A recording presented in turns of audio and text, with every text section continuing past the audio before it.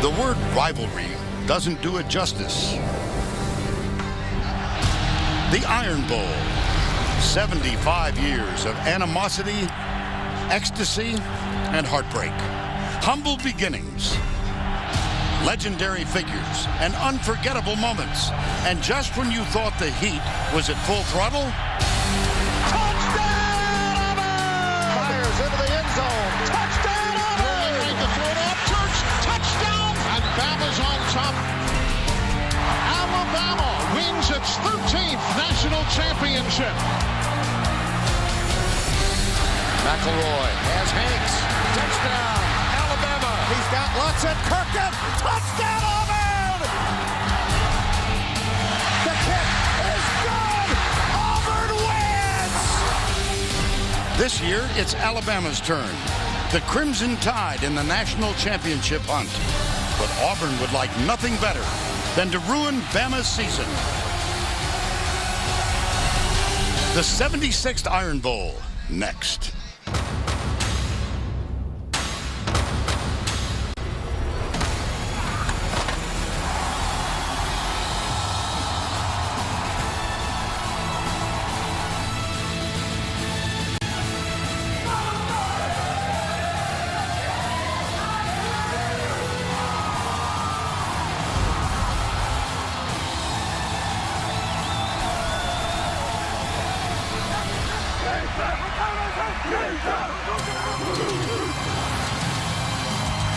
Jordan-Hare Stadium on the campus of Auburn University.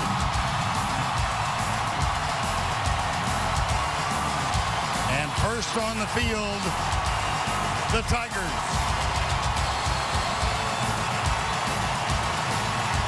14 straight at home. Last loss here to Alabama.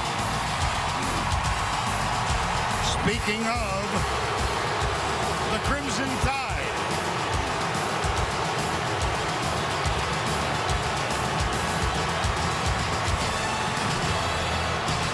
we welcome you to Jordan-Hare for the 76th playing of the Iron Bowl. The Home Depot SEC on CBS. It's the Crimson Tide against the Auburn Tigers.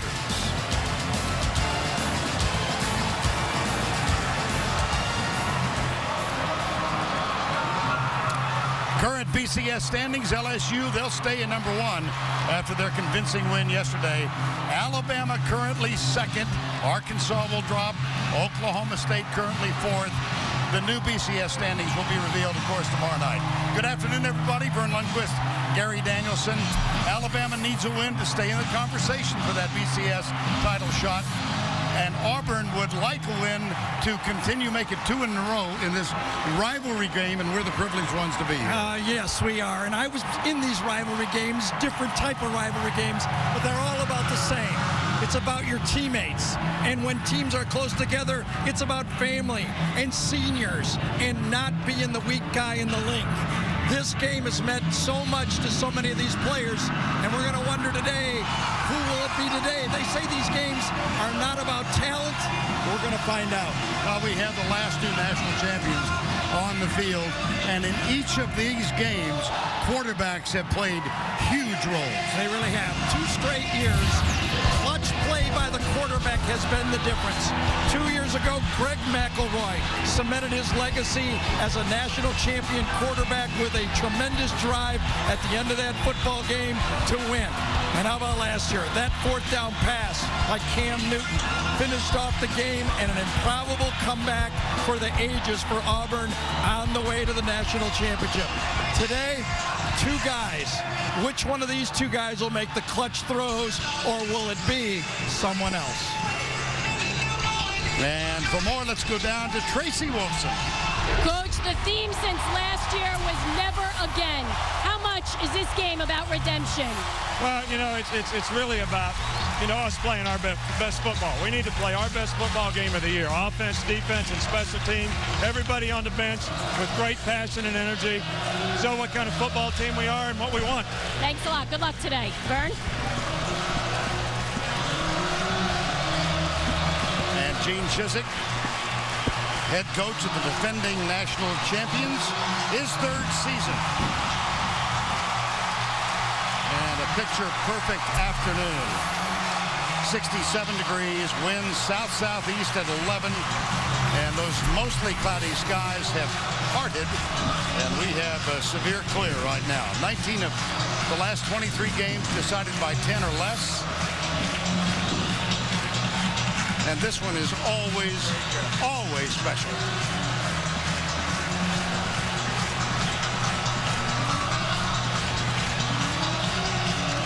How about special for us, though, Vern? How about our opportunity, back-to-back days, to do 2 games that we're doing like this? Absolutely. Auburn won the toss. They have deferred. So Alabama will get the opening kickoff. Now, Cody Parkey kicks off for Auburn. He's second in the SEC, third in Division I in touchbacks. And he just adds to that total. That's his 32nd touchback of the year. And time now for the starting lineups presented by Chick-fil-A. Let's begin with the quarterback, A.J. McCarron. Well, against LSU, he had 3 or 4 opportunities to win the football game. You got to believe, as he walks out here today for this, he's ready to finish this one. First down 10 from the 20. Trent Richardson. Big day for him. Very much in the conversation for a Heisman Trophy this year. He is the running back. And a flag blown. That's a pre-snap call. Prior to the snap, false start, 76 offense, 5-yard penalty. First down. Matt Austin is our referee. Jones, Warmack, Vlahos, McCullough, and DJ Fluker up front. Marquise Mays, Smelly, Richardson, Michael Williams, and Darius Hanks.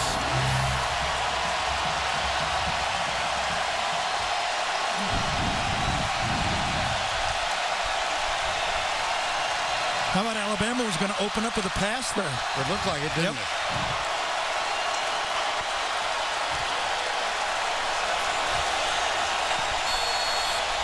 First down, 15.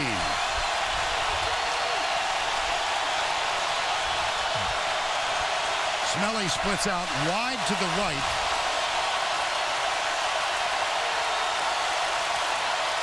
Hand off Richardson. Great defense. And now let's introduce you to the Chick-fil-A defense for the Auburn Tigers. Lemonier, Whitaker, Carter, and Igwe, the front 4. Fella in the middle, El Toro Freeman, has had a sensational second half of the season. And in the secondary, Davis and Thorpe. Whitehead gets a start for the injured DeSharvin Bell. Brandon Gibson, one of the seniors for Alabama, makes the catch on second down.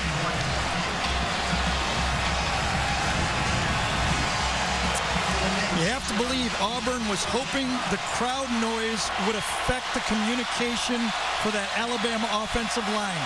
They're one of the best in the country at talking to each other and figuring out their blocking schemes. Third down 9.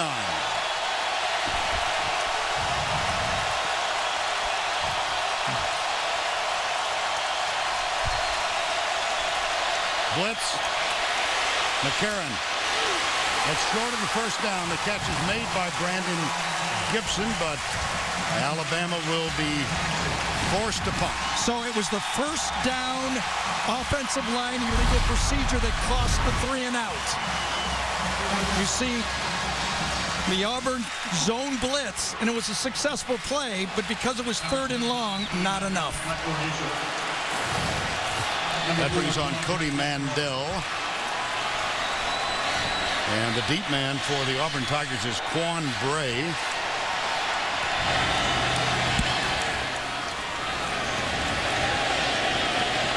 Fair catch. Called for and taken at the 31-yard line. Now let's introduce you to the Auburn starting lineup, brought to you by Chick-fil-A. Clint Mosley got his first start on the road at LSU. He replaced Trotter at halftime of the game against Florida. Had a tough opening game with 6 sacks against LSU, but came back the next week and threw for 4 touchdowns. He did, but Georgia also gave him problems. It seems the big size rushing front fours have given Auburn problems.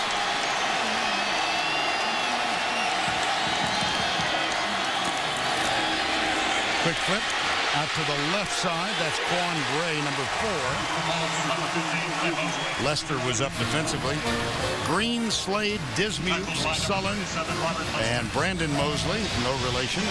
Emery Blake and Lutzenkirchen, 2 of the keys. McCaleb and Dyer will split time at the running back, and Quindarius Carr completes the starting offense. Now Kyle Frazier is in. We just had a feeling we might see a lot of him today. Much more the runner than the passer, and he hands it off to Michael Dyer. And that brings up a 3rd down, and defensively, they top the country in a variety of categories. Williams, Chapman up front, Harris, Hightower, Nico Johnson, Courtney Upshaw, the linebackers. Menzie, Lester, Mark Barron, the All-American, and Dre Kirkpatrick at the corner. It is 3rd down and 3. Mosley back in. Going to be a quick snap here. Watch him break and snap. Play action. Mosley steps up. Chase got him. Damian Square, number 92. You got to know, if I know, Nick Saban and Kirby Smart knows, right? You think? You could see Auburn with that sugar huddle. Tried to get a wheel route to the outside to Reed, but it was covered.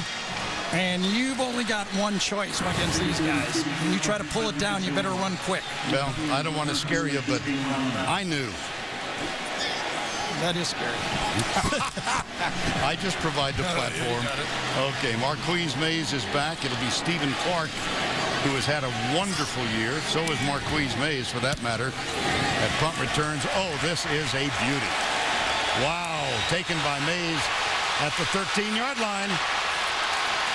And he counter-punches out to the 30. There is a flag now. And Mays handled that well, Vern. That is really a sun field here. I was out there looking up. He was looking right into the sun.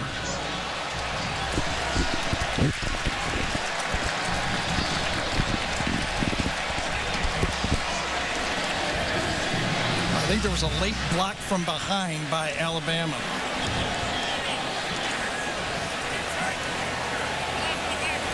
During the return, block in the back, 33 of the receiving team. 10-yard penalty, first down. That's Trey DePriest, the freshman linebacker. So 3 and out. 3 and out. Alabama's got it back for the 2nd time.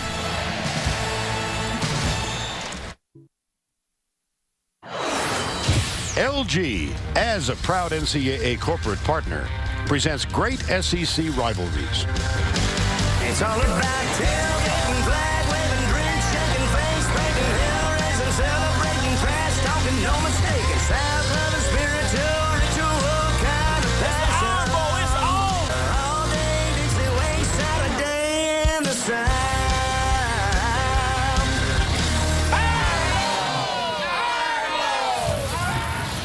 76th meeting in this Iron Bowl rivalry. Auburn won the first back in 1893. And I recognize number 34 in those highlights, and guess who's on the sidelines? That was Bo Jackson, one of the great athletes in football or other sports. Suit him up. Yeah. He has maintained close ties to the Auburn program. One of the great settings in all of college football. Jordan Hare on the campus of Auburn University. Alabama, 2nd possession, 1st down. And 10. Kenny Bell is on. Here's the sweep right. That's Marquise Mays, and that one doesn't work very well. Well, you wonder about Alabama running the ball and how patient they will be. The last 2 years, this Auburn defense has held Alabama to 73 yards in 2009 and 69 yards last year. Now you look out there, if you're Jim McElwain, you know Auburn's had problems at the corner. Will he stay and be patient running the ball? Jim McElwain, the offensive coordinator for the Crimson Tide. 3 wides to the left side. Chris Davis looks like he might be coming from the corner. He's not. He's just in contain. And here is Richardson. Yeah, what a player. El Toro Freeman. El Toro Freeman has changed this defense for Auburn. He and Darren Bates, number 25. Freeman is so quick to the ball. He just, now you know he's got to be looking at for Trent Richardson. So when he sees it, he shoots the gap and gets in there and makes the tackle. Beautiful. Freeman with 22 tackles in the last 4 games. He was not a starter until midseason. 3rd down, 7. Darius Hanks comes to the right side. McCarron back, delayed blitz, and this is Smelly. And he's got enough for the first down after the 30-yard line. Yeah, and that was an effort first down. That was defended pretty well by Auburn. They were looking for screen there. They got screen, but Smelly just takes a play here that should have gotten 3 or 4 yards and turned it into a first down. Big play by Brad Smelly to move the chains.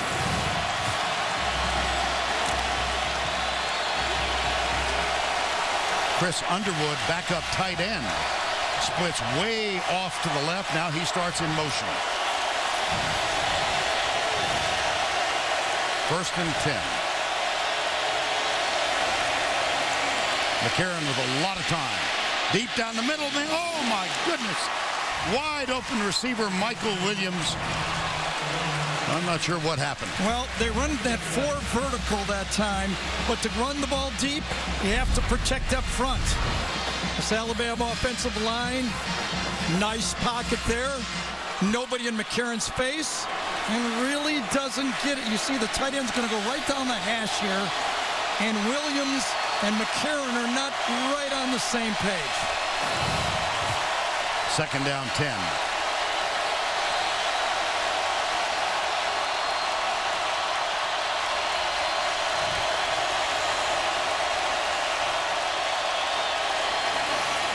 Draw. Richardson battles his way across the 35, down at the 37-yard line. Well, one of the great players we've seen in college football in a long time, Trent Richardson. I mean, he plays with such intensity. I think that's the first word that comes to mind when I watch him play, his intensity. Richardson in his junior season out of Pensacola, Florida. Same high school that produced Emmitt Smith for the Florida Gators.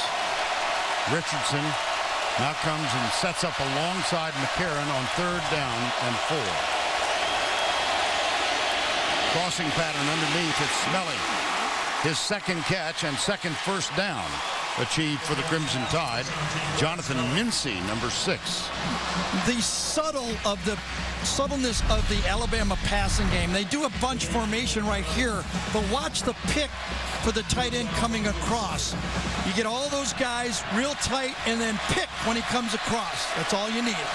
Half a yard and an easy throw and a first down.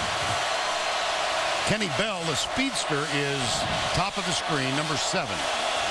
Marquise Mays is up on the line. Here's McCarron, wide open. It's Michael Williams, the tight end. And Chris Davis makes the tackle. So Alabama, the first team to move now. They've marched into Auburn territory at the 45.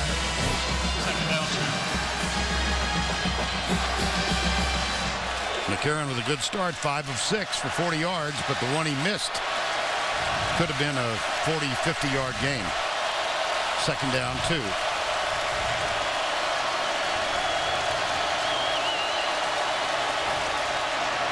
Richardson.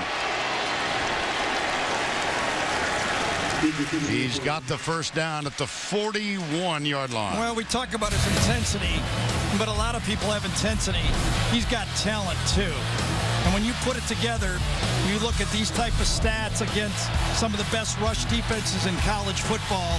He scores touchdowns, and he's dependable. He does not put the ball on the ground. At the beginning of the game, 1 fumble in 583 touches. The last time he lost it, the only time in his career, 6th game. Here's a toss back. And they've got Kenny Bell open deep. Touchdown, Alabama.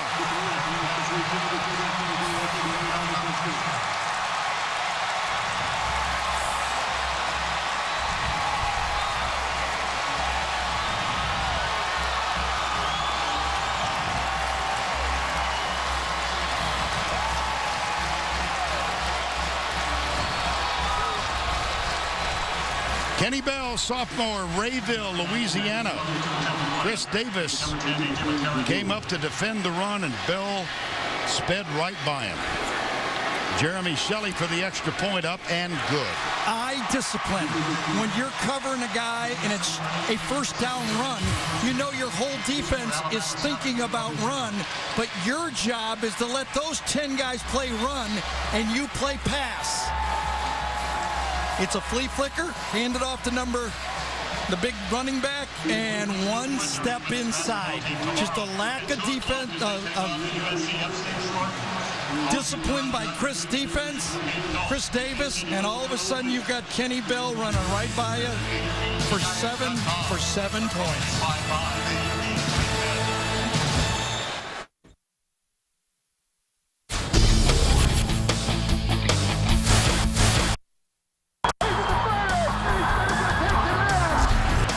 The kick, it is in the air, it has distance,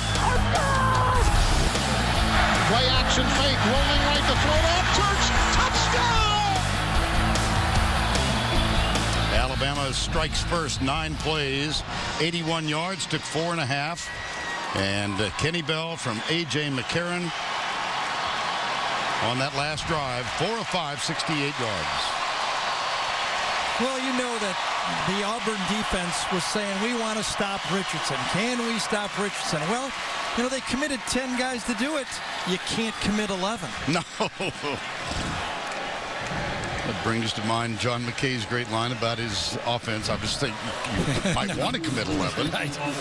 McKay once said to Tampa Bay after they'd lost 26 games in a year in a row, what do you think of the execution of your offense? McKay said, I'm in favor of it. Kate Foster will kick off. Quan Bray and Ontario McCaleb are deep. Bray misjudged that.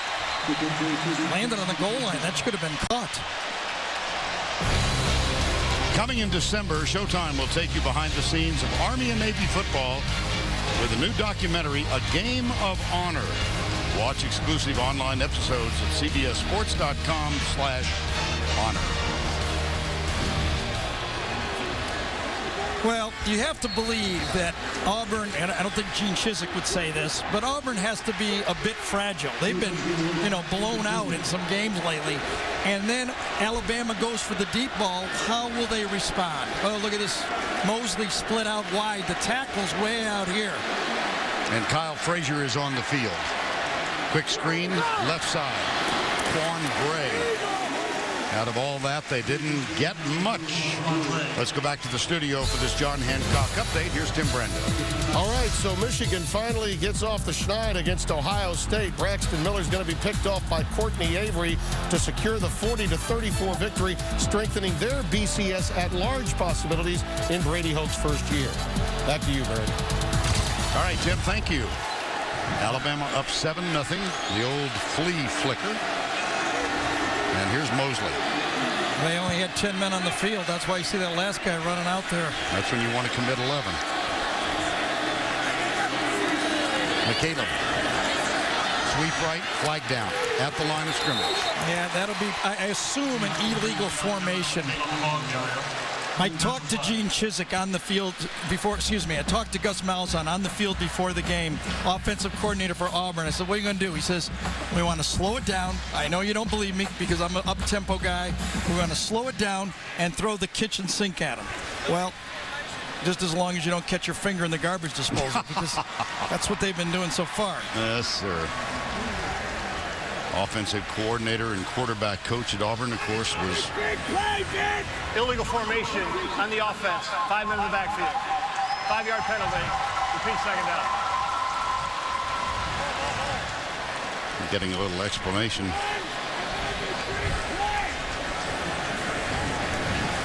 On the near side, 2nd down and 9.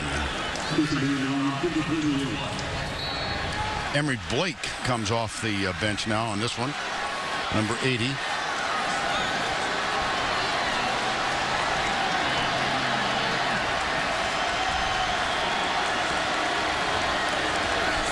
That's Trovon Reed in motion. Mosley drills it, overthrows the receiver. Intended for Emory Blake. Yeah, and Jesse Williams, number 54, kind of affected that throw because he got in on Mosley just as he was going to let it go. Watch. See, just as he was going to throw that ball, he could never step into it. That's why the ball sailed. Now, when Mosley and Chapman and Damian Squire are putting pressure on your quarterback, that's a problem because they're not the rush guys. The rush guys usually come from the outside or the linebacker blitzes. 3rd down, 9.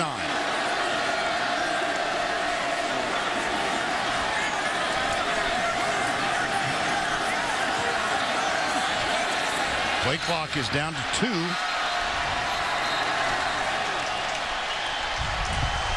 They call time. Timeout Auburn. The first timeout of the half. 3rd down, 9 when we come back. Auburn trails by 7.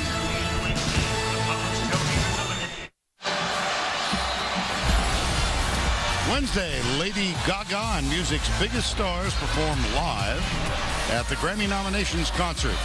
LL Cool J hosts and performs Wednesday. Only CBS. Split wide right, Jay Wisner in his first year at Auburn. Young wide receiver from Bozeman, Montana. 3rd down, 9.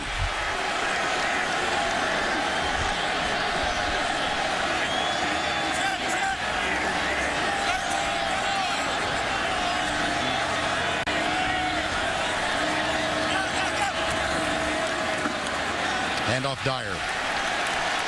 It'll be 4th down. C.J. Mosley, number 32, up to stop that one. Well, you wonder about that one, don't you? Yes. Take a timeout, get back out there and run a dive that really had little chance of getting the 1st down. So Marquise Mays back to return the punt. Mays. You can see from his shadow just how much of a sun field he's in right there. He's looking right into it. 12 o'clock shadow, see? Yep. Stephen Clark. And it's a punt downwind here, too.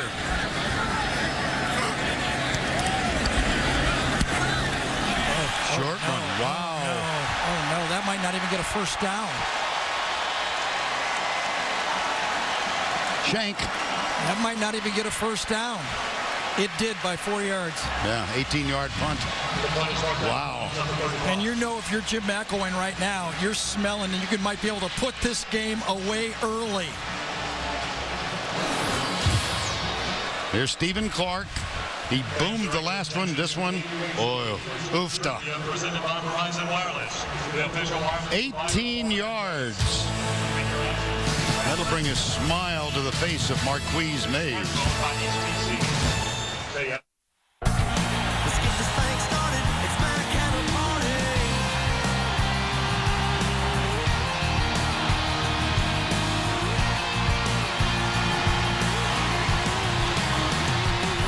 Jordan-Hare Stadium, capacity just over 86,000. Promise you every seat is filled today. 1st down, 10, Alabama, A.J. McCarron, 6 of 7. Clint Mosley, 2 of 3. So decided difference in the output so far. Eddie Lacy, number 42, the backup tailback, is behind McCarron. Play action. Pulls up. Oh, he's got a man wide open. Brad Smelly scoots into the end zone for the touchdown. What did you just say? I said he's going to go for the home run ball. Tight formation, crossing route, and then sneak the tight end down the other side. A little bit of a sneak, and then wheel it up. How about that design play? Instead of sneaking and going shallow, you sneak and go deep. Jeremy Shelley. Take another look at it. Talked to Jim McElwain before the game on the field, Vern. I said, Jim, what are you going to do? He said, I'm going to avoid field goals, go for touchdowns. Good strategy. No, that took a while. One play, 8 seconds, 35 yards. Brad Smelly listed as an H-back, tight end H-back, and blocked at the line of scrimmage, released late, wide open. 14 points for the Crimson Tide in 2 minutes and 8 seconds. All right, I'm going to do my best here, okay? Okay. In 2009, Alabama trailed 14-0, came back and won. Okay. 2010, Auburn trailed 24-0, came back and won. I remember that. Good omen for Auburn here. Good omen for Auburn. Remember a year ago, the Crimson Tide have not forgotten. Signs plastered all over the locker room. Never again. They were up 24-0 and lost to the national champions in a classic 28-27. Of course, Nick Fairley is on the sidelines of this game now, not in uniform. And Cam Newton has gone on to some degree of acclaim. Here's Kate Foster. Quan Bray and Ontario McCaleb.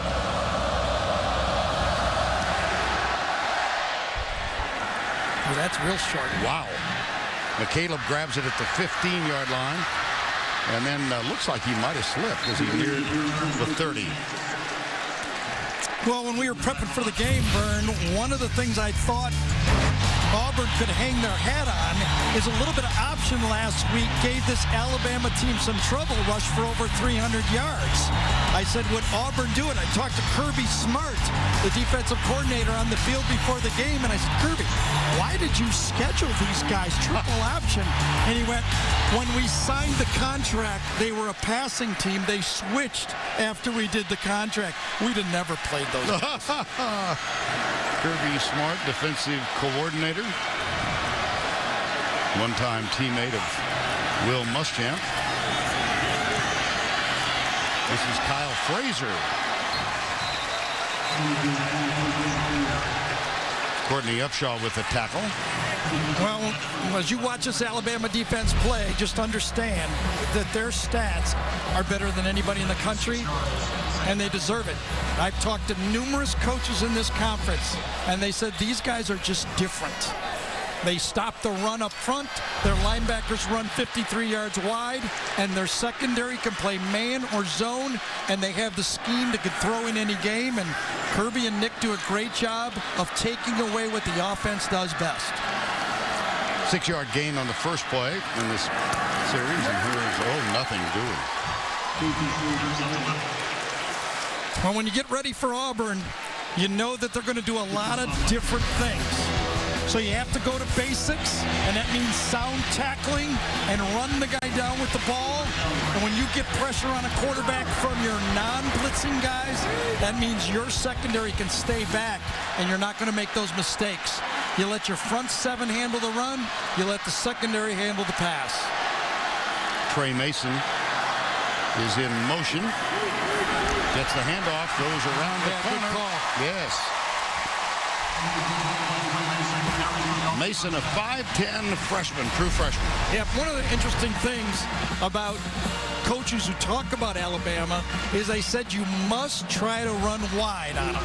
Even though you might not be successful, it's almost like throwing deep with incomplete passes. You have to spread them out a bit and understand they all aren't going to work, because that's the only, you can't let them set inside on you.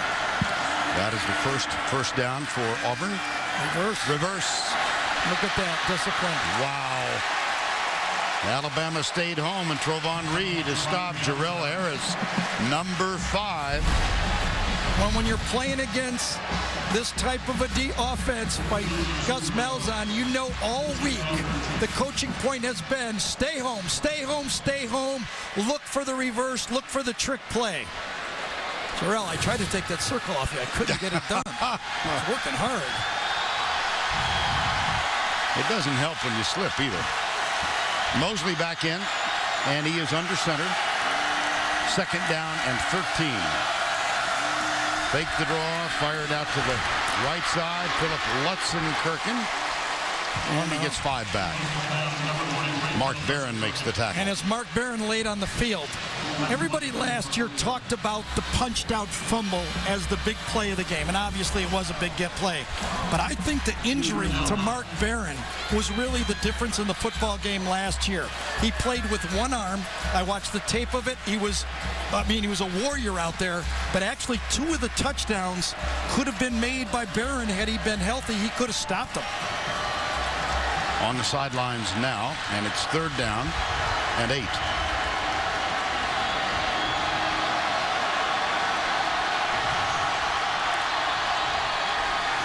Mosley pressured again. Gets it out on the edge. This is Trovon Reed, and he is stopped short of the 1st down.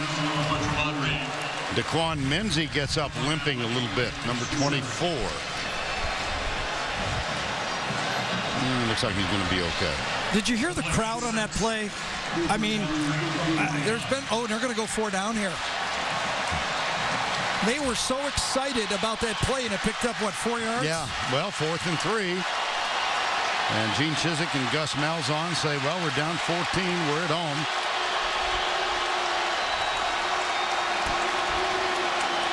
Well, they might pooch punt it here. Yeah. They might pooch punt this. That's it, exactly. Oh, very effective. I don't mean this negatively at all. That was a really nice pooch punt.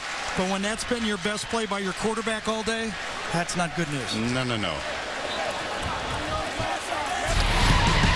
This former NFL star always had drive, but can he take the checkered flag? It's an all-new amazing race.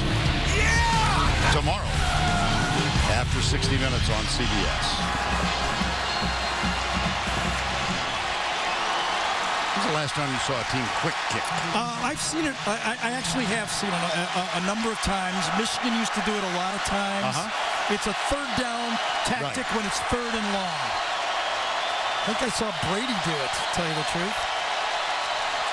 Goodness.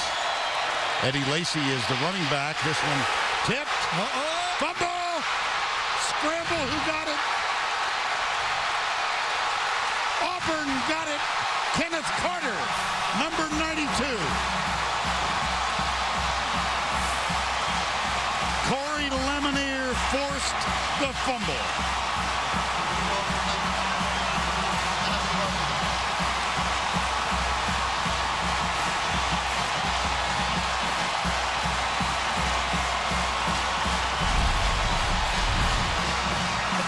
In the pocket, takes 1 pump too many. When he takes that 2nd pump, he doesn't have the ball security, and Lemonier makes the play. Cody Parkey on for the extra point, and just like that, Auburn's on the board. And Gene Chizik will sell this. He needed something in this game to get his players believing that they could make a play to win. 14-7.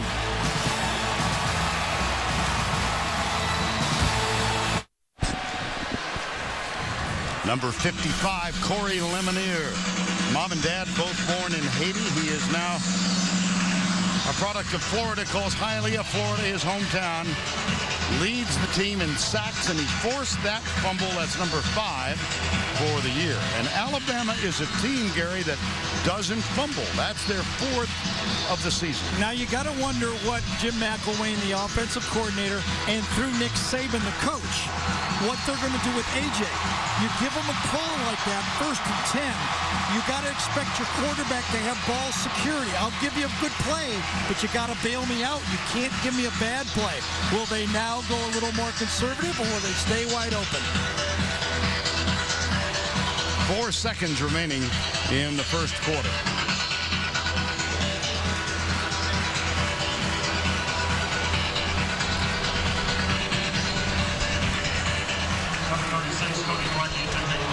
I assume on that play that Lemonier beat Barrett Jones.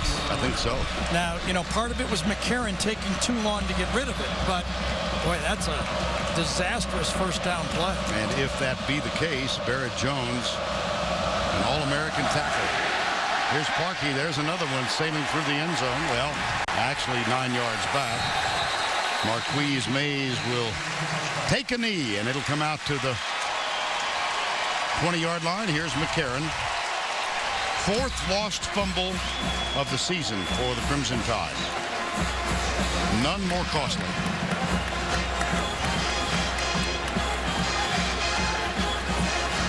You know, in this league, nobody feels sorry for you. You got to climb back in yourself. Let's see if Auburn can climb back in. There's one step. Now they got to show they can stop it.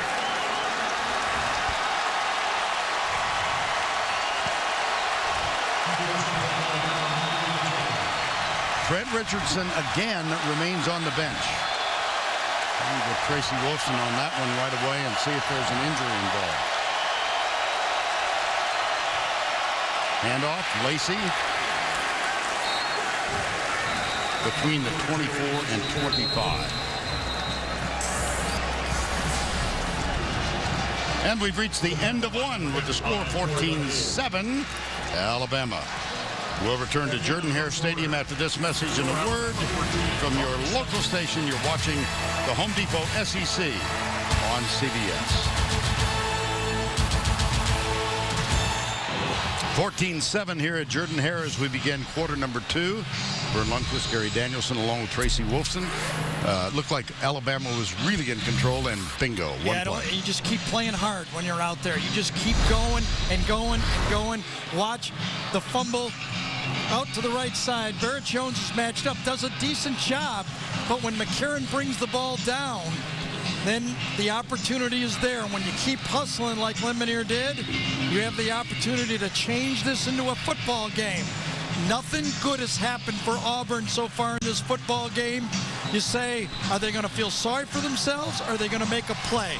Come on, it's a rivalry game. Exactly. 2nd down 6 as we begin quarter number 2. Corey Lemonier with the big play, forcing the fumble. Recovered by Kenneth Carter. 14-7. Eddie Lacy is still the running back.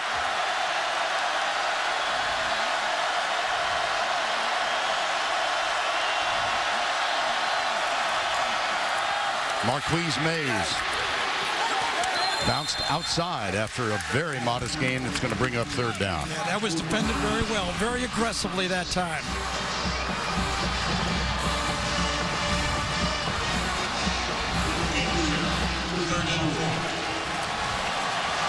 Well, didn't take, 1 3 and out, and then they found the deep ball. Unfortunately, the last one-play drive went the other way. 3rd and 4.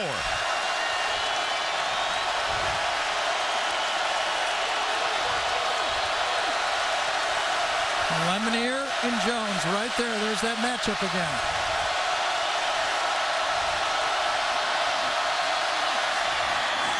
Got Kenny Bell. He's out of bounds at the 31. 2nd catch for Bell. You know, to the layman's eye, it looks like Alabama runs a very simple, conservative offense. But when you talk to the defensive coordinators, they say something totally different. They say these tight ends, the way they align them, whether they go wide or tight or on balance or shift or motion, creates all kind of problems on the edges on how to keep from getting outflanked. And again, Richardson remains on the Alabama sideline. Here's Eddie Lacy on first down, out to the 31-yard line. El Toro Freeman, number 21. Yeah, 21 and 25. They almost made the tackle together that time. They have been difference makers when they are freed up. When they have any space, they run it down. When they moved Freeman inside, he has been a star. He played well in this game last year, too, by the way. McCarron, 9 out of 10. But all of that weighed against the fumble recovered in the end zone. Here's McCarron. Pressure from the outside. He steps up. He's got Lacy. And it will be third down again. Jonathan Evans, number 35, makes the tackle. Here's Richardson. Missed a couple of series. Tracy, anything important involving Richardson? Well, he's fine. There's no injury to report. He remains on the sideline. I was told that every third or fourth series they get Lacy in, and now he's back in the game, guys. Okay, Trace, thank you.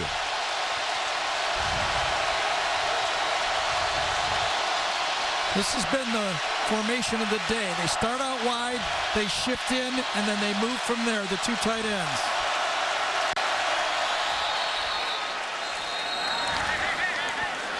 Timeout, Auburn. A little jawboning going on with Richardson and Darren Bates, number 25. Yeah, Bates kept coming after the whistle on the outside blitz and ran by Trent, and Trent just kind of elbowed him. Second timeout of the half. Be a 30-second timeout. Now time called here. That gives us a chance to go back to New York. Here's Tim. All right, Vern and Gary, Logan Thomas has contributed to both touchdowns for Virginia Tech today, and a winner-take-all for the ACC Coastal here to Jarrett Boykin to make it 14-0. You know, if the pollsters don't want to see an all-SEC final, this is one of those teams that could be sneaking up along with Oklahoma State. Vern, back to you. All right, Tim, thank you. Oh, yeah, I forgot all about that all-SEC title stuff. I was only reminded about it like 500 times as I walked over here. But yes, yes. And they all wearing that crimson red. Don't blame them, though. Gene Chizik. Isn't it crazy? Nick Saban. 3 straight years, this football game could determine who's in the national championship game.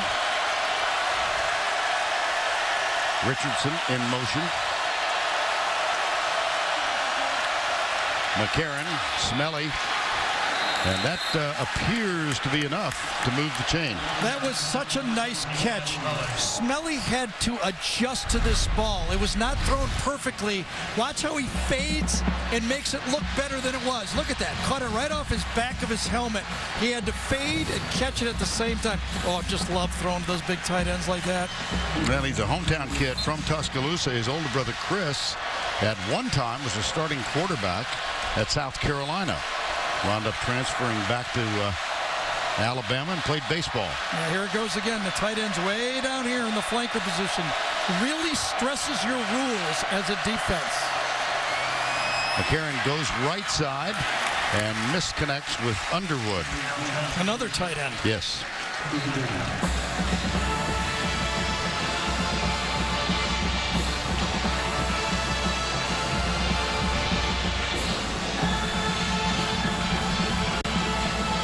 Second down, 10.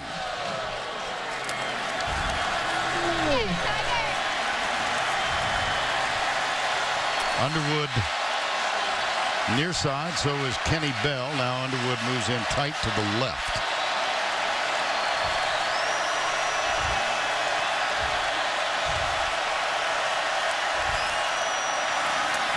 Draw play. Oh, brother. Oh. Ouch. Darren Bates and Trent Richardson.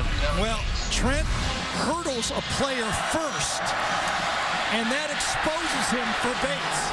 When he was in midair, that's when Bates cleaned him up. When he goes up, tries to jump away from one tackle, it exposes him, and that's the way it is. Trent will just line up and say, give it to me again. 5 for 19 now for Richardson. This is feeling like a rivalry game now. This is really feeling like we were hoping it would be. McCarron finds Brad Smelly again. Look at the stiff arm on Chris Davis. And Smelly fights his way to a first down inside the Auburn 30-yard line. If Alabama knows you're playing man-to-man, they will pick you every time. I didn't really see it very clearly, but I assume Mays comes across and picks. Yep, that's exactly what he does. Just enough to throw that defender a half step. I had my eyes in the backfield, but you can almost guess what the play call was. And it results in a first down 10, 14-7. Alabama leading. Draw play. Richardson. His 6th carry. He won't go down. No. And he made the first down. No. Look at Blahos. I literally think there were 10 Auburn players at the end of this tackle. In the secondary, gets stopped, good defense. Now watch this. All 10 defenders, one guy was behind the play, and the 10 other guys on the tackle. Picked up 11 on that carry, 6 for 30 now. Marquise Mays, number 4, comes in motion. Go back to Richardson, bounces again, but good pursuit by the Tigers, and it's a gain of a couple. Kenneth Carter, Nosa Igwe, numbers 92 and 94, defensively.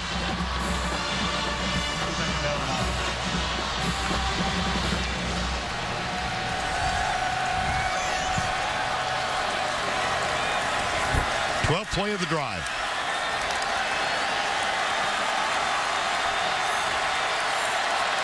Eating up 5.5 minutes of the second quarter.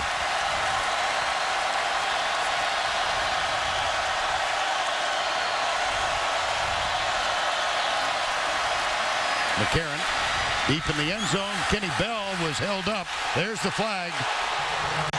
Yeah, Jonathan and Chris Davis was beaten badly on the play and reached out and grabbed Kenny Bell. Yeah, Chris Davis having a tough start in this football game. He can't get frustrated now. You got to forget it if you're playing defensive back. Now, was the ball overthrown or was it catchable might be the question. Pass interference, number 11 of the defense. A 15-yard penalty, automatic first down.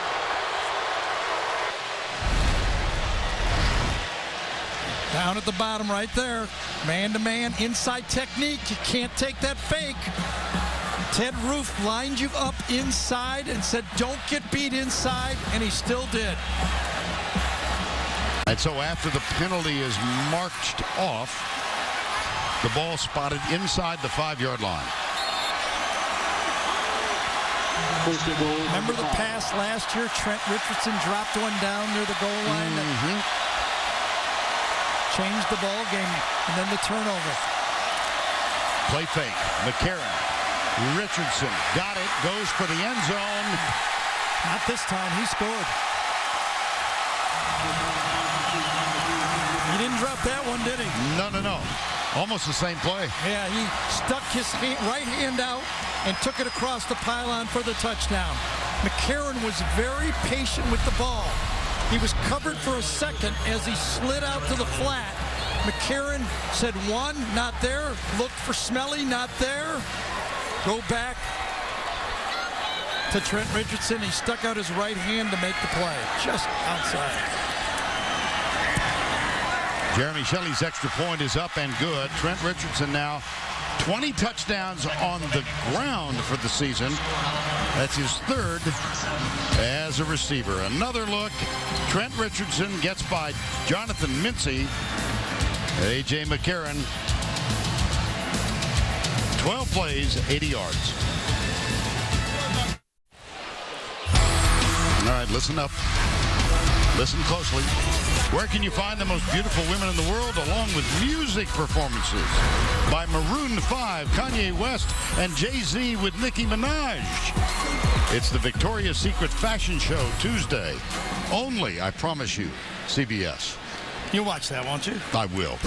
That's why. It's a red-blooded American man. Yeah. Why wouldn't we? Scoring drive, 12 plays, 80 yards, 553. Richardson got the touchdown. He did. And we asked whether McElwain, following the fumble, would he go conservative or would he keep throwing the ball?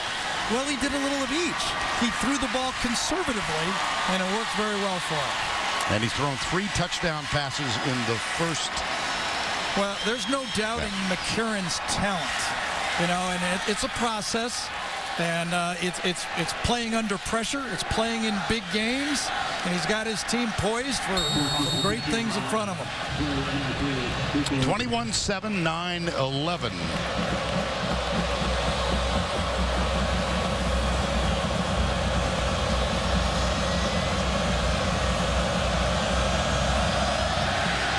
Kate Foster with the kickoff. Oh boy, indecision with McCaleb and Quan Bray, and it bounced between the two of them. Well, coming into this afternoon, here's the look at the SEC West. LSU with that overwhelming victory over Arkansas yesterday. We'll see them against Georgia in the championship game. Alabama with a 6-1 conference record going into this game. Georgia on quite a roll now. Congratulations to Georgia. Sure, and when you think about it, a loss is a loss, but the one game they did lose to South Carolina, they kind of kicked the ball away from themselves. But remember, with that record, they're the team that did not play the big guys from the other side. That's right. LSU and Alabama. First down, 10. Mosley, incomplete. Trovon Reed. Let's go back once again, check in with Tim in New York. All right, there is another Civil War, right? That's Oregon against Oregon State. Here is David Paulson with a 16-yard touchdown catch from Darren Thomas to make it 14-7. A win here assures Oregon home field advantage for the first Pac-12 championship game, likely against the 500 UCLA team. Back to you. All right, Tim, thank you. Second down, 10. Kyle Frazier is in the backfield. Option. Now, we did talk to defensive coordinator Kirby Smart about the possibility of Frazier. I said, do you expect Frazier? He said, well, I'd play him if I was them after somebody ran 300 yards on me. He said, we practice more against Frazier's look than when we normally would because the plays don't show that he would play that much, but we overcommitted expecting that we would see him. Kyle Frazier out of Springdale, Arkansas. And Gus Malzahn from that same city. Third down. 3rd and 4. Frazier, rather.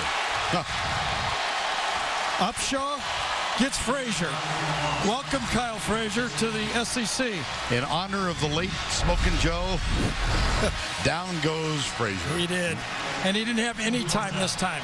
There was no chance, no one to throw to. When Upshaw came around the edge, and Jesse Williams inside, I don't care how good of a running quarterback he is, he wasn't going to get away from that one. Boy, Jesse Williams is getting to be a monster inside. Number 54, Williams. Here's Stephen Clark, 18-yard punt last time out, remember? Marquise Mays, fair catch, called for. Grabs it at the 35-yard line. Home Depot SEC on CBS will continue after this word from your local station.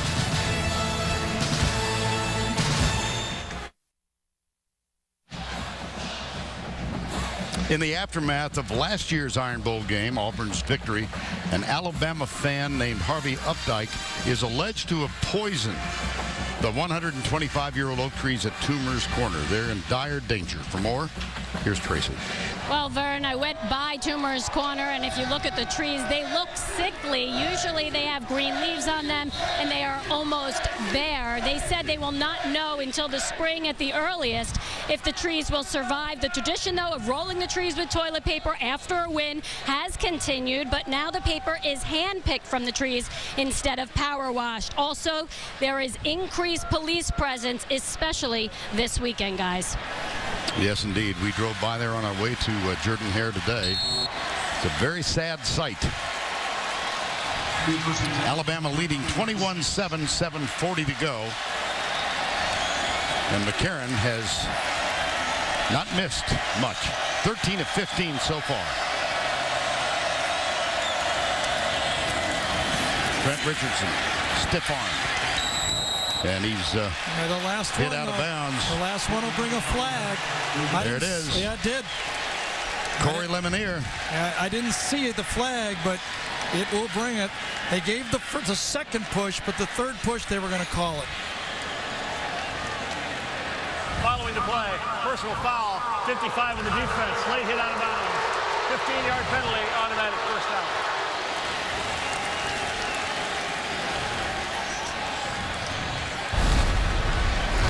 Lemonier is hustling across the field. There's one push. That's okay.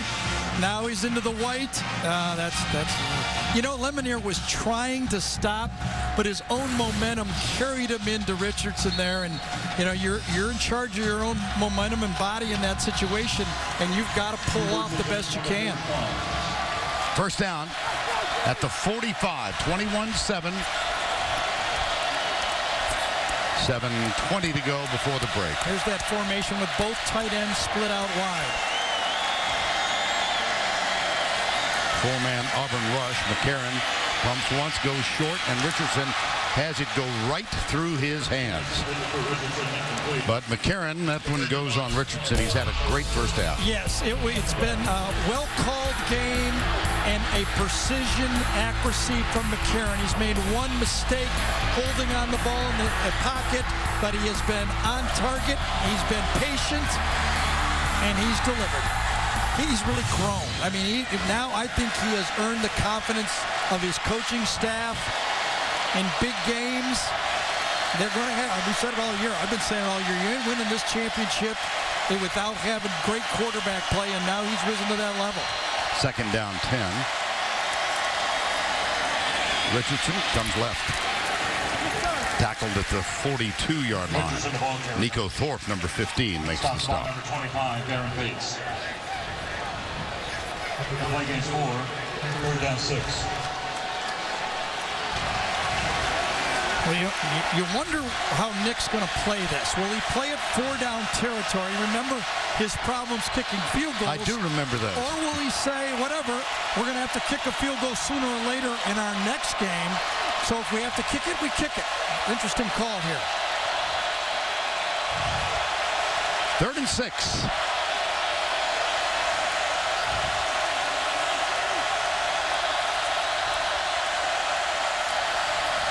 Draw play. Richardson. Mute. First down. That question's mute. Lead draw play. Just follow those big offensive linemen. Give it to your All-American running back. Just foul the number 65, Warmack, right around the turn right there. Richardson gets his shoulders up front and dives across the line. 10 for 47 yards now. A lot of shotgun, isn't it? Yes. Lacey is on the field. First down 10. Sweep. Nothing. Jeffrey Whitaker, number 54, with the tackle. Dave's the People's Choice nominee. Monday, don't miss Twilight's Robert Pattinson. Then catch Craig Ferguson right here, only CBS. And a player down. Looks like it's Nico Thorpe, number 15.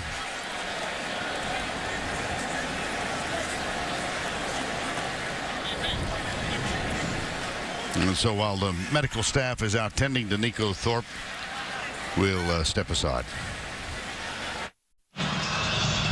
Once we reach halftime, that's 5:27 playing time away. We'll go back to New York. The Geico halftime report. Tim and Spencer have been joined by Tony Barnhart today, and they'll get you caught up on all the college football action as well as preview the SEC championship. That's all coming up on the Geico halftime report. Nico Thorpe, fortunately, was able to get off the field under his own power. Was a helmet to helmet. Nico slipped a bit, and Eddie Lacy was kind of pushed into him. And you can see the helmet to helmet left side of your screen. Boom. Almost right in the forehead.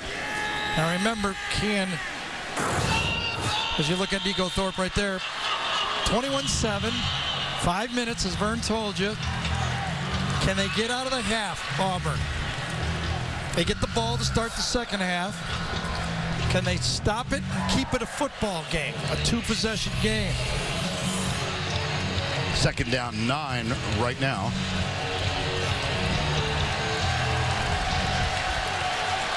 Second down 9 from the 32.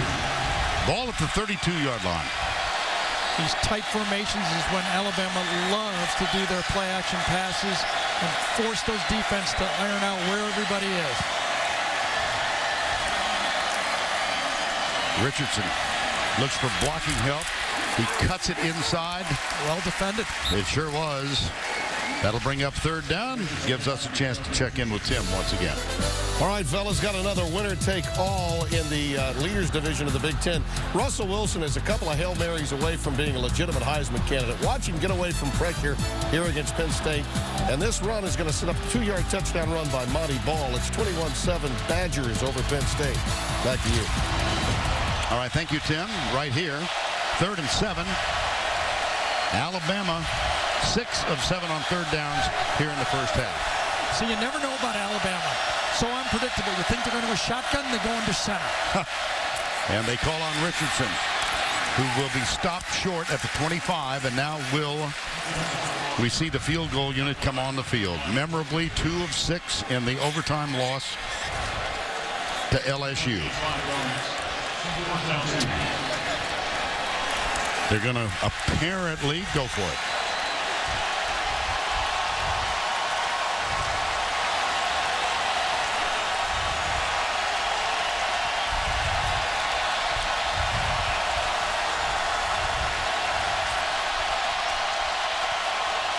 It would have been a 42-yard field goal. Shelley's longest this year is 43, so they'll go for it on 4th down. Play action. Into the flat. It's caught by Smelly. What a first half he's having. And a first down. The clock was running down with the shift in the motion. And interestingly, Nick Saban was running down, trying to call timeout. He didn't get there. Nick's not as fast as he used to be. He kept a timeout, but good thing he's slower than his younger days, because that trot didn't get him there in time. He was clocked at 4.4 in the 10-yard dash. Smelly has caught 6. Up the middle it goes to the 15-yard line.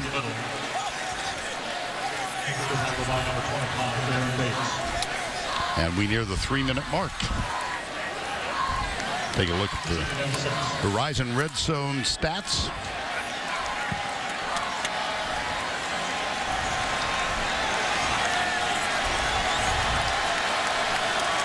Alabama, you saw the statistic, it's 2nd down. Well, they try to go after Chris Smith again. He's had his problems out there, number 11. Chris Davis. Play action. McCarron pulls up, fires into the end zone for Marquise Mays, and it's overthrown and incomplete. A good job of coverage from Jonathan Mincy, number 6.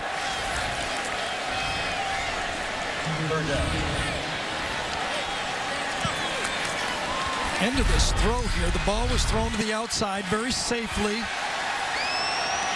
And goes right in, and it's... Oh, my goodness. Well, if you're going to run into somebody. Oh, dear. 3rd and 6. Brad Smelly, right side. And Richardson is stopped short. Now will they call the field goal unit, or will they go for it? Jeremy Shelley for the season is 14 of 18. If they didn't go field goal here, if I was the field goal kicker, I'd say he's avoiding me. They got to go field goal. You think? Yes. Yeah. So here comes Shelley. He's had 1 blocked.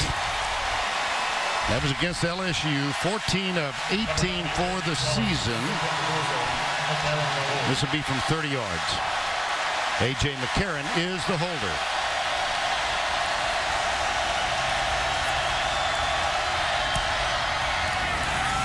Perfect.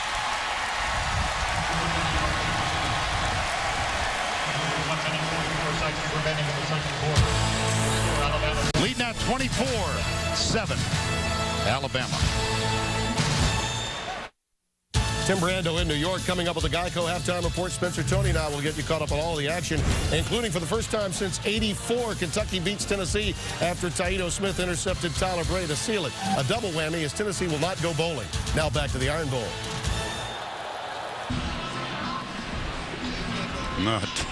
Thank you, Tim. A shocker. 10-7 Kentucky. Wow.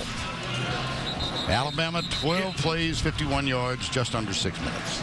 I got to tell you, those Tennessee people take their football seriously there. That is a shocking score, and I wonder if there will be ramifications. Legitimate question.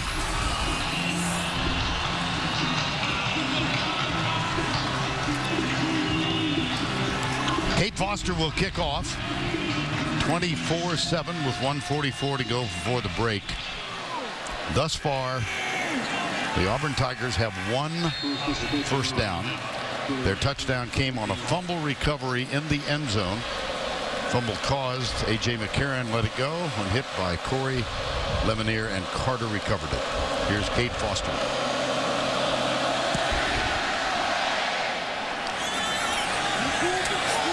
Juan Bray, number 4. Just across the 20. If you ate too much on Thanksgiving, they may be to blame. Inside the secret flavorist business. Plus, she's one of the biggest stars in the world, and tomorrow Angelina Jolie is on 60 Minutes. Look at this, 37 plays, Alabama 15, Auburn. 33 yards. You know, Alabama's defense is #1 in the nation in allowing first downs, only 10 per game average. They've got 1. Auburn's got 1. Mosley. Hand off to Dyer. Dyer with over 1,000 yards this season, but held in check here this afternoon. You know, I don't know if I've done an Alabama game, you know, all year or watching them, where I go the whole first half, have a dominating defense, and don't mention Dante Hightower's name. And you haven't really mentioned Courtney Upshaw. No, one sack sack by Upshaw, but that's how dominating the front has been. They can't even get to the second level. Second down here with 1:05 to go. No, that didn't get to the second level. They got 3 timeouts left, does Alabama. Courtney Upshaw.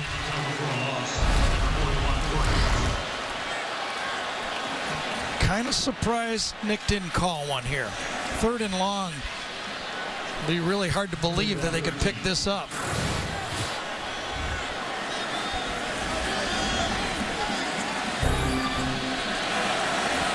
Third and 12. 34 seconds to go. They're going to bleed as much as they can off the clock. This is really interesting. Are they going to leave the field with 3 timeouts in the pocket?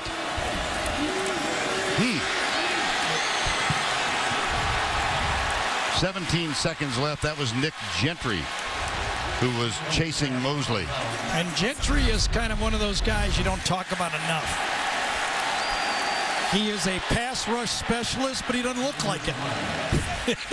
He just spins around and makes plays, and they're going to get a rough intentional grounding, right? I think that is going to be the call.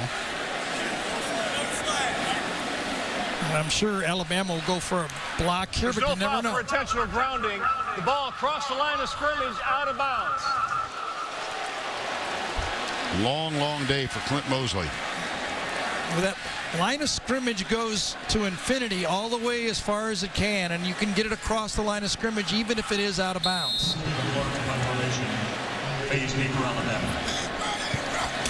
Will Alabama go for a return here or a block? Well, 4th punt now. That average includes 1 of 18. Here's Stephen Clark. Return. Nice. Marquise Mays grabs it at the 30. reverses field, and is caught and dropped. And that will be the final play of the first half.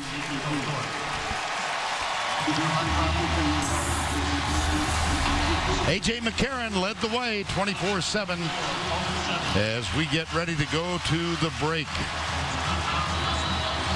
And let's check in with Tracy. Thanks a lot. Coach, just one first down in that first half. How do you get something going offensively? Well, we're going to have to go in there and talk about it. We get the ball coming out in the second half. We're going to have to make some adjustments. We definitely got to move the ball offensively. Defensively, we're playing okay at times. Can't get off the field on third down right now. Last year, you were down 24, though, and came back. Will you bring that up at halftime? We're going to keep fighting. Well, this is this year. That was last year. We're going to keep fighting. Thanks a lot. Vern? Tracy, thank you. We've reached the end of the first half, 24-7 Alabama. Now let's go to Tim Brando in our New York studio. All right. 24-7 as we get set for the start of the third quarter just a moment ago. Tracy Wolfson with Nick Saban. Coach, a near-perfect first half. What were you most pleased with? Well, I just think, we challenged our players to play the best game, and other than the one play that we fumbled the ball and got sacked, I think we played pretty well. But we also said we want to do it for 60 minutes. And that whole never again thing was about this score at halftime. So what are we going to do in the second half? So we got to play a whole game. Thanks a lot. Thank you, Tracy. And, of course, never again refers to what happened in this game a year ago. And I think Nick got the score he wanted to sell to his team, 24-7, the same score. A.J. McCarron had a pretty decent first half. He sure did. And when you got a hot quarterback with the power that Alabama has, A.J. McCarron started out with the flea flicker. You call it, you get him open, but you still got to complete it. And he did. One perfect throw. Smelly was wide open on the throwback pass. He made one mistake. Pulled the ball down one time. That one mistake led to 7 points. But he made up for it. He went for Richardson right there in the second quarter, but you know what? This time Richardson didn't drop it. The trends, talked about McCarron, Trent Richardson, they didn't need him a lot. Had the one reception. Look at the yards for Auburn. When you're going up against this Alabama defense, you better bring it. And I was reminded at halftime that when you look out there for Auburn, I don't see a Cam Newton or a Nick Fairley here. Ooh. Well, we mentioned earlier, Nick Fairley is among those on the sidelines today. And Cam Newton otherwise occupied. Cade Foster will kick off. Quan Bray and Ontario McCaleb are the deep men for the Auburn Tigers, trailing 24-7. Remember what happened last year? It was a long pass that kind of took it from this score into a 10-point game real quick. That was the one where Barron couldn't lift up his arm. Short kickoff. Taken by McCaleb near side. This is what they wanted. Foot race. Ontario McCaleb. Touchdown, Auburn.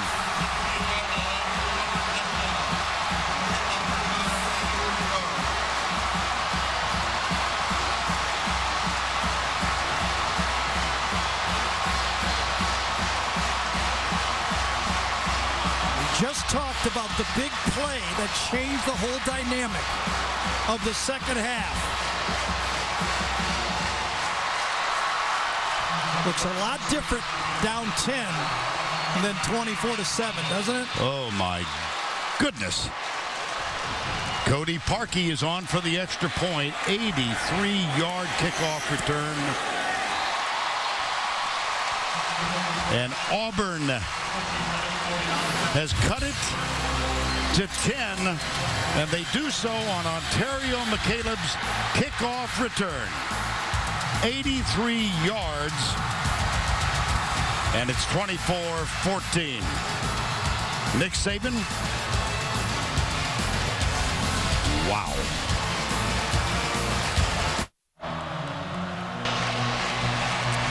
Nick Saban was telling Troy DePriest that he went the wrong way. Okay, let's see what DePriest did on the play.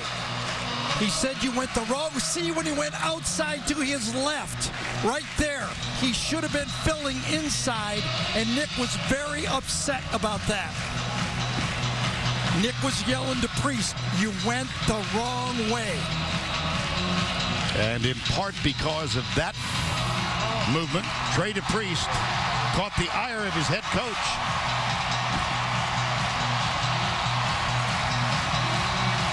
That is the first kickoff return touchdown for Auburn ever in this series. How about that? How about that? And can you blame the Alabama coach for being upset? 1 first down and 14 points. Cody Parkey will kick it deep. Dean Milner is one of the deep men. Marquise Mays is the other. And again, Parkey third in the country in touchbacks.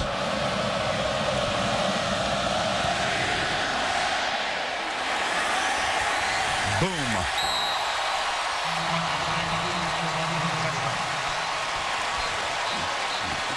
A short kickoff for Alabama. They do not have the depth on their kickoffs. They do not get the easy touchbacks.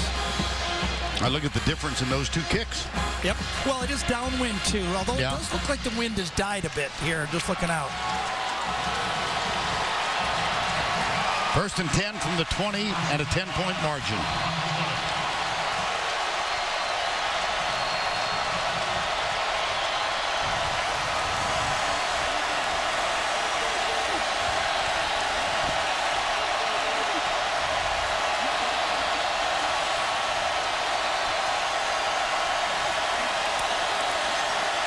Into the flat, caught by Michael Williams, the tight end, number 89. Well, you can really see the Alabama coaches believe their best matchup is throwing the ball. I mean, they may run the ball if they get to the end of the game to put it away, but they believe the best way to score points is through the air. Second down 6. Kenny Bell, Marquise Mays to the left. The two tight ends, Smelly and Williams, come right. Quick flip, Marquise Mays, and he is hit by Jonathan Mincy, number 6. Yeah. Well, the Crimson Tide, look at the first half possessions. 3 and out, but then after that, with the exception of the fumble, it all was well done. That's a pretty big exception. Yes, sir. That's true. Yeah. That was a nice job by Mays that time. Getting a first down. Looked like he was going to come up short, but he kept his feet and made the first down.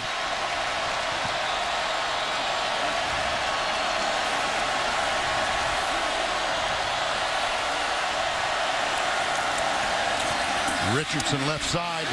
Nice cut. Down the sidelines. And tackled finally. Yeah. At the 33. He does not go out of bounds either, does he? You just follow the pulling guard. Who is it this time? McCullough. It's McCullough this time, number 52. Fits it, and then whoop, right out to the outside. And watch him keep that ball high and tight. High and tight. I'm not going out of bounds. Great run. Great blocking that time, and he pops it. He's getting very close to 600 touches with 1 fumble in his career. He's very disciplined with that football when he runs. 35-yard gain on the last play, first down. Look at that little stutter step. But nice defensive job by Nosa Igwe to make the tackle. Give this one to Ted Roof, defensive coordinator for Auburn. He brought the corner cat. That's what stopped the play. The jump stop was against the corner that time. Chris Davis came in, forced the delay, and stopped the play. And a player is still down for Auburn at the 35. Time has been taken.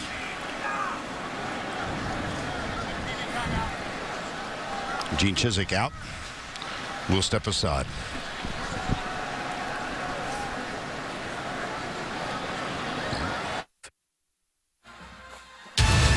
The Home Depot SEC on CBS is sponsored by Verizon. Reese's Peanut Butter Cups. New York Life Insurance Company, and by Delta Faucet. 24-14, the injured player was Chris Davis, and he got up and walked off unaided. NFL tomorrow, doubleheader for you on CBS. League game early, Buffalo at the New York Jets. And the league game late, New England at Philadelphia. It all begins with JV and the quartet. The NFL today, 12 noon Eastern, presented by Southwest Airlines. There's Chris Davis. They were paying attention to his, looked like his right leg, but he appears to be just fine.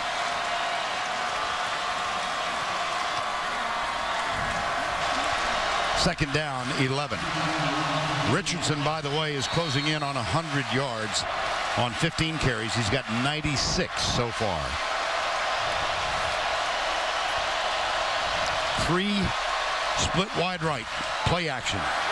Inside route to Marquise Mays, and he dives inside the 30 and is tackled at the 27-28. Corey Lemonier with the tackle.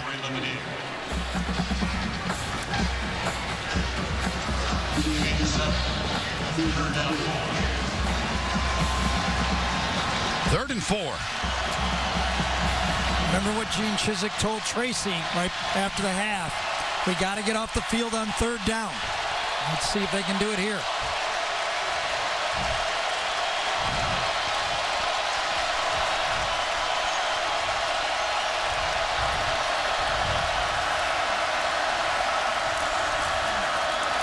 Richardson bangs his way over right tackle, still fighting for yardage. Okay, that's like Earl Campbell right there. That's You're right. Earl Campbell-ish, isn't it?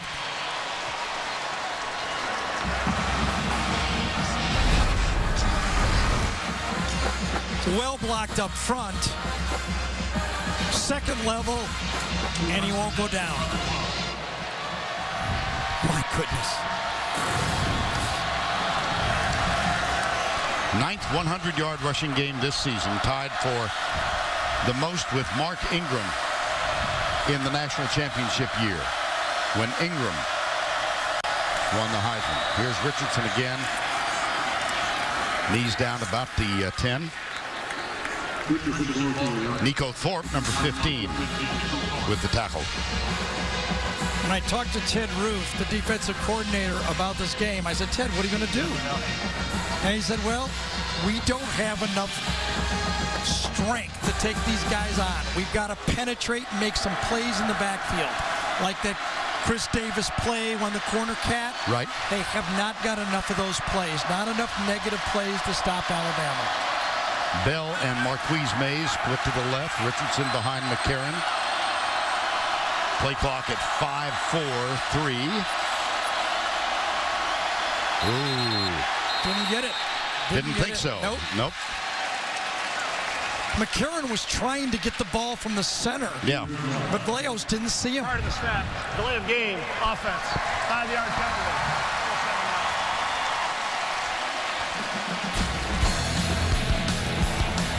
Well, when you've got a great player and you can throw the ball, you can run the ball. And he catches it also. And you know the great thing about him, that ball security that you see right there, when you give it to him, you know he's not going to give it to anybody else. Second down, 12. That's the 4th penalty on Alabama, second on Alabama. Richardson hit from behind and dropped. Big third down coming up from the 12-yard line. That was Nosa Igwe, number 94. Made the tackle. Here it is again, third down. Just remember, we haven't talked about this a lot in this game. Alabama's not just playing Auburn. They're playing Oklahoma State. Yep. They're playing Virginia Tech. They're playing Stanford. Darius Hanks goes in motion to the left. Here's McCarron. Here's Marquise Mays trying to go inside again. And he is dropped at the 12. Jeffrey Whitaker. Wide receiver screen. They were successful before. Watch those linemen come out to the outside, but defended from inside out that time. Jeff Whitaker did a great job of finding it. So Jeremy Shelley, who has kicked one from 30 yards, is on for his second attempt today. 28 yards. A.J. McCarron will hold it.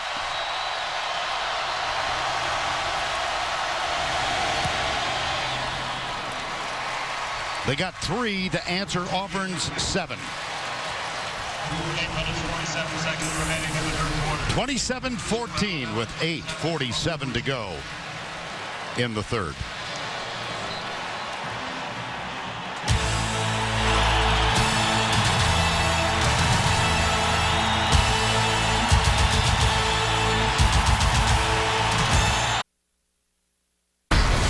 Sonic celebrates creativity in the SEC.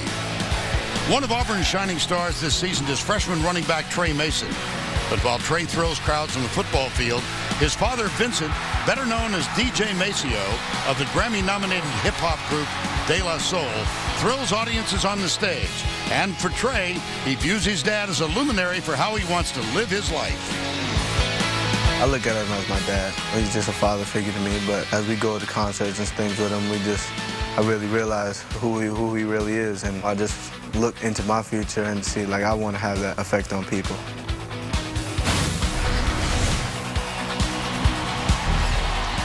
Alabama's scoring drive, 10 plays, 69 yards. It took 6:02.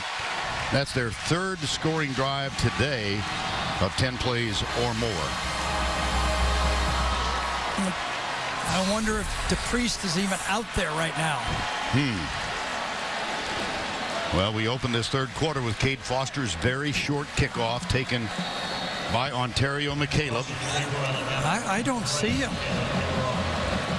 In contrast to Cody Parkey of Auburn, Foster for the season only 3 touchbacks. And as Gary pointed out, there is a wind. Yep, he benched him on the kickoff. Wow. This is McCaleb again. Going right. Foster knocks him out of downs. You think special teams are kind of significant for both teams in this game? That's a 38-yard return from McCaleb. And it's time now to bring on the Duck. Time for the Aflac trivia question. Who was the first Heisman Trophy winner born in the state of Alabama? Wow, born. Yeah. I'll tell you what, if I was a kid that lived down in the Southeast and I could kick it off into the end zone, yeah, I would be calling Nick Saban right now. I think so. I'd say, Coach, let me come there. I can get it into the end zone for you, because those short kickoffs are really stressing field position. Kyle Frazier is the quarterback on first down. He goes right. And the tackle is made by Vinny Sunseri, number 3. His dad, Sal, is one of the assistant coaches here. And his brother, the starting quarterback for Pittsburgh. And he's getting a little more playing time because Will Lowry is injured for Alabama. Mike Dyer, very quiet in this game. 3 rush attempts. Remember when Auburn beat South Carolina and carried the ball 41 times. Into the flat, Quan Bray. And that's D. Milner, number 28. Dante Hightower was in the neighborhood. Well, 14 points for Auburn. 1 on a fumble recovery in the end zone, the other on a kickoff return. They're still looking for their second first down of the game. And I believe they'll take 2 opportunities to do it. Michael Dyer's late getting onto the field. Kyle Frazier will take this 5 yards back. Kyle Frazier, it's going to be 4th down. Well, 2 touchdowns. The first, Lemonier causes the fumble. Carter recovers it in the end zone, and then McCaleb electrified this crowd with an 83-yard kickoff return to open the second half. And Stephen Clark is going to come on 4th down and 1. And Alabama will play a defense safe. They'll make sure this ball is punted. There'll be no return on. They'll just play defense here. Yeah, Chizik is thinking this over. He may want to go for this. Gus Malzahn to his right. He went right to Gus Malzahn and said, I got second thoughts here.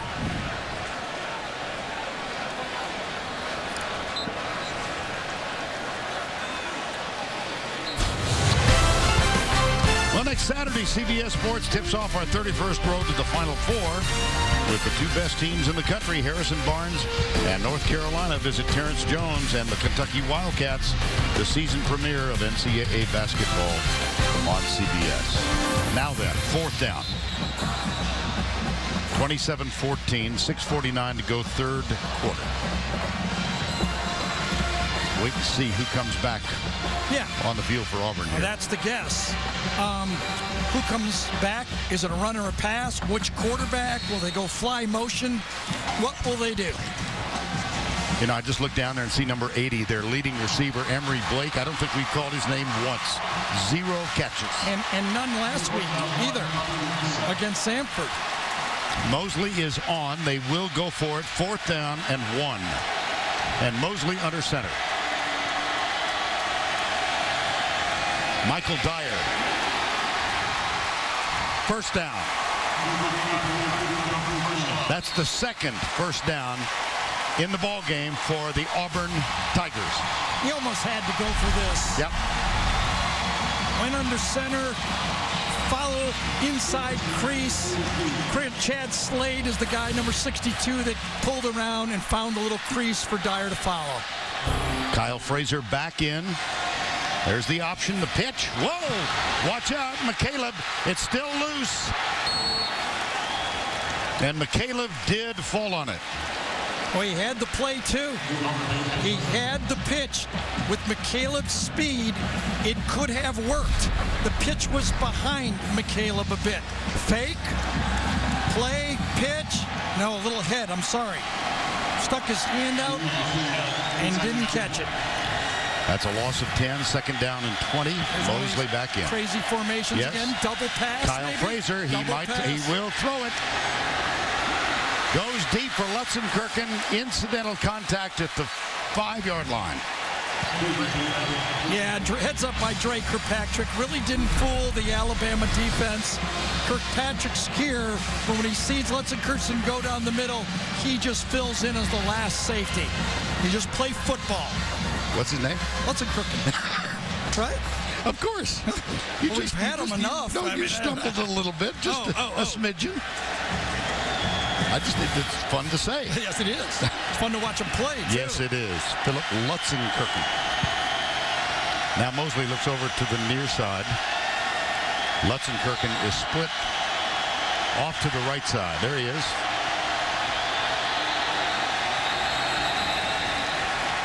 His sister Ann, one of the 3 sisters, working for us in the truck, and she said you had it absolutely right. Lutzenkirchen. Yeah, Lutzenkirchen. I actually spent about 10 minutes on the field with Philip, and I said, what do you notice about the young guys? He said, what I tried to do is warn them about this game, even telling them about Tiger Walk. It's going to be the biggest Tiger Walk. Control your emotions, save your emotions for the game. And of course, Philip was one of the heroes of the come-from-behind win last year. He caught the go-ahead touchdown, invented a little impromptu dance in the end zone when he caught the pass from Cam Newton. When is Hightower going to make his play? Mosley in trouble. Throws it away.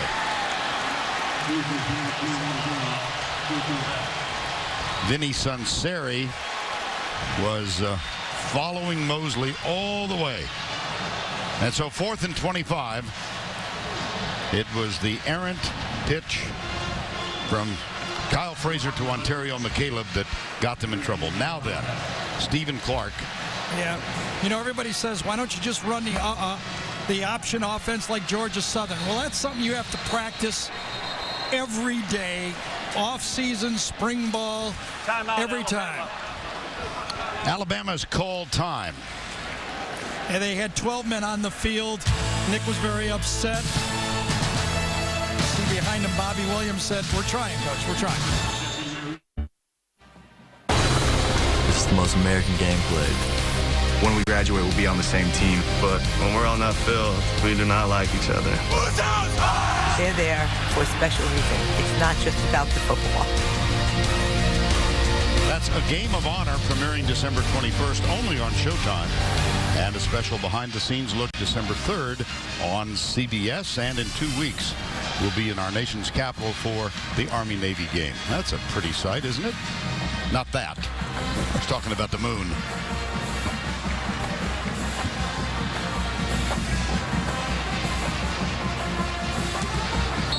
Marquise Mays is back. Stephen Clark, a Ray Guy finalist. This will be his 68th punt of the season, and 30 have been downed inside the 20, and this will be another one. Unless, oh yes, nice play. Wow!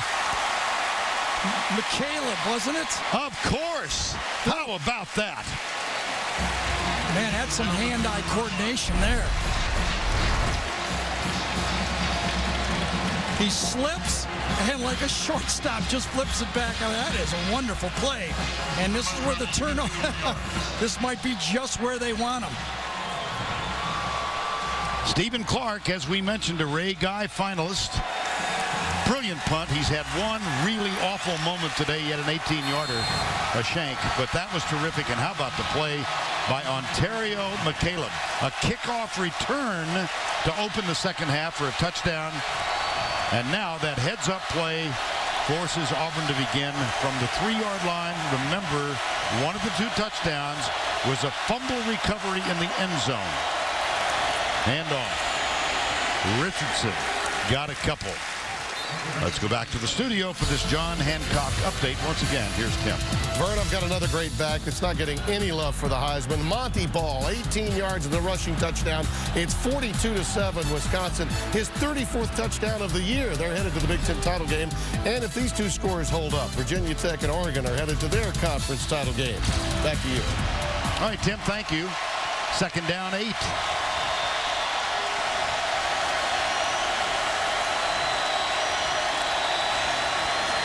They'll try Richardson again. Nice job. Look at him. Look at that. I tell you, it's so much fun. We've gotten to know him, of course. He is a Doak Walker finalist, as well as he's going to be in New York for the Heisman presentation, I'm sure. Soft-spoken young man. Really been a pleasure to get to know him even just a little bit this year. 3rd and 3.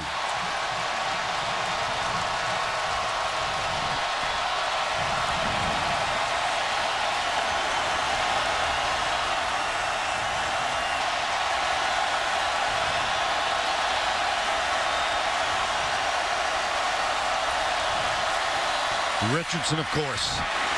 Nice job defensively.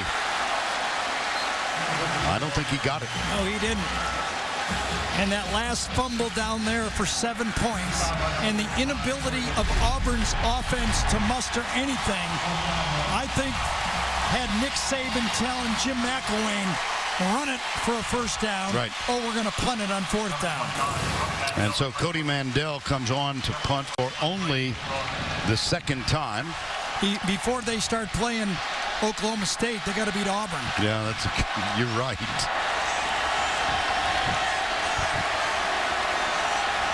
Mandel. Quan Bray is the deep man, and he takes the fair catch at the 43. All right, I know you've been waiting for this. Cue the duck again. You bet. Who was the first Heisman Trophy winner born in the state of Alabama? Answer, Pat Sullivan. Born in Birmingham, where he now coaches. And won the Heisman here at Auburn.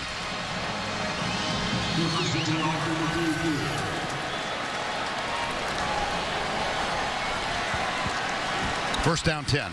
Mosley. Well, can Auburn find a big play on offense? They've gotten a big play on defense, big play on special teams that you've talked about. Can they find one tricky play on offense? Dyer darts to the outside. Boy, what a nice move. Vinny Sunseri. And some injury updates. Let's check in with Tracy Wolf. Well, guys, you mentioned when will Dante Hightower make a play? Well, he's dealing with a left elbow injury that he suffered in the first half. Also, safety Mark Barron, who was injured last year in this game, looks to be slowed by a neck injury. He is playing in certain situations, but I was told don't expect to see him out there every down, guys. Okay, Trace, thank you. Draw play. It's Dyer again. And that's why on that first down play, it was Sunseri that made the tackle.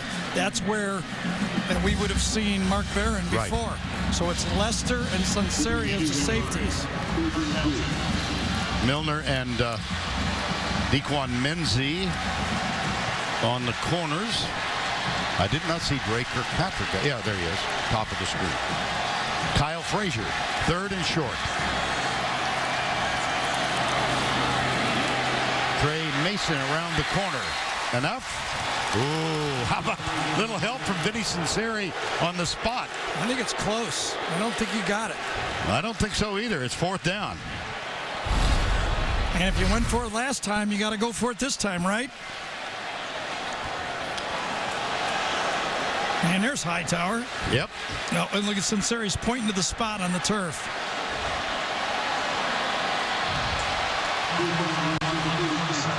Fourth and a foot. Better hurry up. 10 seconds. They're going to have to call timeout. 5.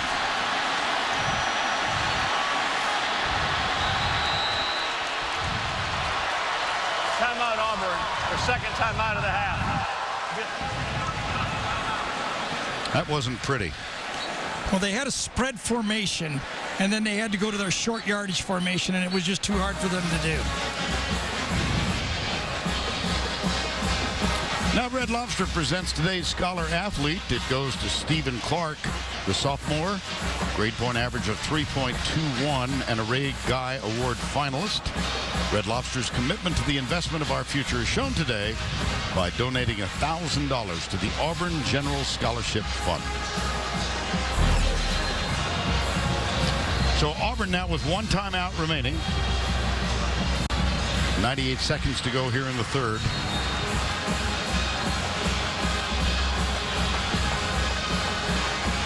Kirby Smart saw a shot at Gus Malzahn, the offensive coordinator, just a moment ago.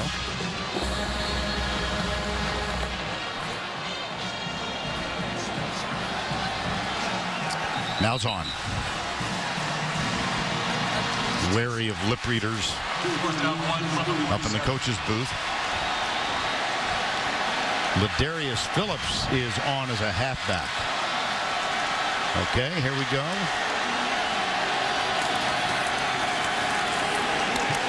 I don't know. Boy, didn't that seem a little too cute by half that time? I mean, they picked it up just running a normal ISO play last time. And Kirby Smart got hit just about as hard as the play on the field. Here's Dyer. Yep. Right. Somebody was over the top. Was that Hightower? It was Hightower over the top. His elbow might be hurting, but his legs are propelling him. Wow. Launching pad. And that took too long, and it was timed up too well. And Kirby emotionally is going to get it the other way. And takes a chest bump. And so first down, the ball goes over on downs, 27-14, Richardson. Jonathan Evans, number 35, with the tackle. Nosa Igwe, whose name has been called a lot today. Number 94 was also there. Igwe, a Texan, Mansfield, Texas. Second down and 4. You know who this Alabama team reminds me of is that 2002 Ohio State team that won the national championship and beat Miami, that high-powered Miami team, when no one thought they could do it. They grounded out. They played great defense, did it with punts. Different style, but very effective. Richardson Gang tackle. Stop. May have lost. Well, he got the line of scrimmage back. It's going to be third down. Jeffrey Whitaker, number 54, and Corey Lemonier.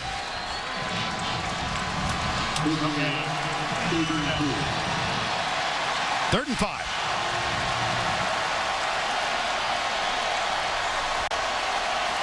So does Ted Roof come after the quarterback here?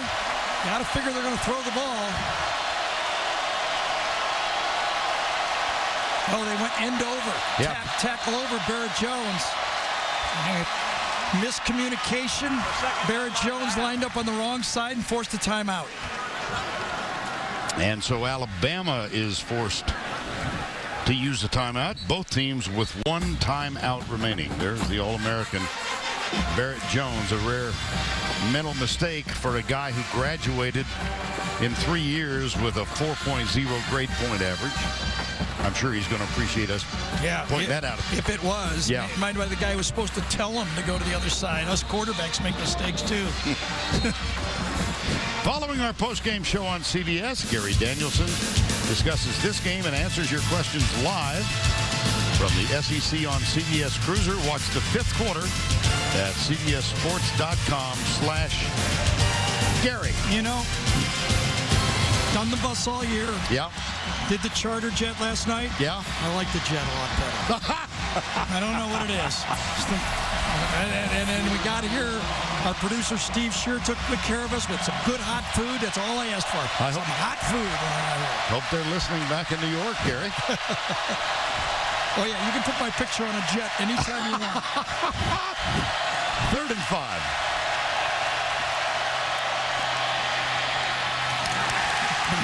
Behind him. Intended for Brad Smelly.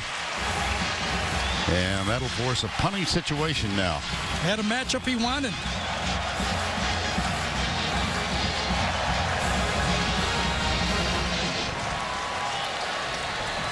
There's Ted Roof, defensive coordinator. Darren Bates, number 25, is... Still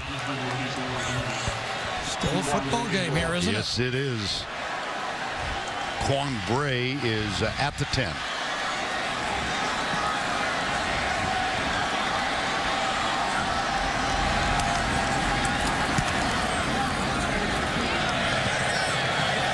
Fair catch. Taken at the 9. Final play of the 3rd quarter. It's the end of 3. We will return to Jordan-Hare Stadium after this message and a word from your local station. You are watching the Home Depot SEC on CBS.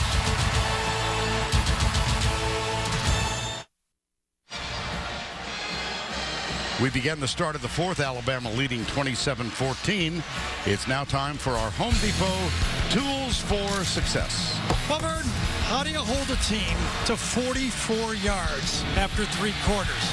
You recruit some great players who can run and tackle and produce a scheme that Nick and Kirby Smart has designed, and then you make 3rd down and 4th down stops just like that, and Kirby Smart says, that's the way we do it here. Well, they're in the number 1 position in 5 categories defensively. We're seeing a pretty good example of that. Well, yeah, they've, you know, there's no secret here. You watch Alabama play, you know they're a great defensive. I don't care what the stats say. You just watch them play. You know that they would be effective against any offense. They've got guys in the secondary that can cover. They've got a great scheme. Even right now, they're playing without Mark Barron again, like last year. They bring on another guy who's ready to go in Sunseri. Kyle Frazier is the quarterback. Play fake. Deep down the middle, or down the right side, I beg your pardon. Gray Kirkpatrick defending. It was intended for Emory Blake. One of the things when you watch Alabama play on tape, you say, are they susceptible to play action passes? Really, no. Because the secondary knows the front 7 will handle the run game, so they play it safe back there. They're not going to get beat deep. It will be a great route to beat them deep. Mosley's back in now. He pump fakes, goes deep, Lutzenkirchen a little too high. He was open. I thought he had another guy open, to tell you the truth. Down the sideline that time. On the fake screen, I thought he had one. A little bit of a bust by Alabama. He went to Lutzenkirchen and could have gone out wide for a bigger one. And it's 3rd down 10. Mosley 5 of 10.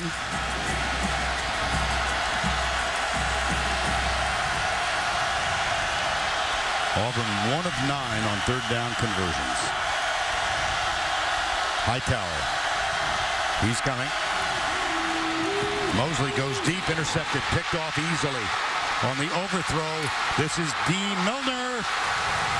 Dives, touchdown, Alabama.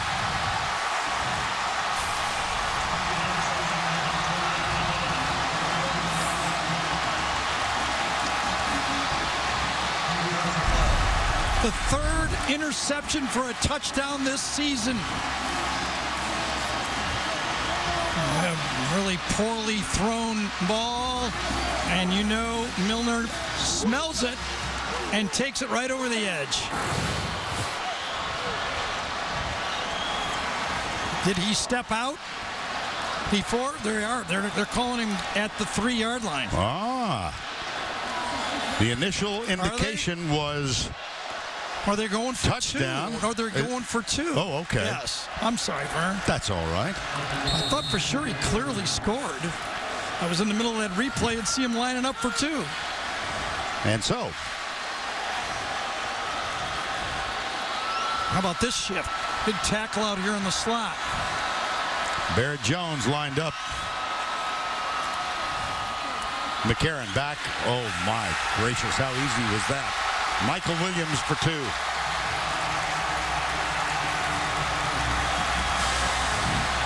You got to check out Barrett Jones on this design play. He won. He kind of faked it like a Tom Brady would fake the snap over his head. Yeah. Going to fake it to the right, throwback all the way. It's their 2-point play, and you can't get it any more open than that. But Barrett Jones had about as much fun as you could on that play.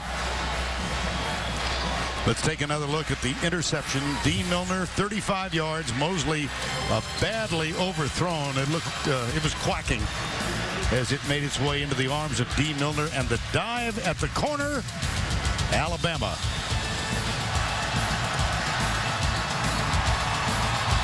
We'll be back in Auburn in a moment. And now it's time for our Geico game recap.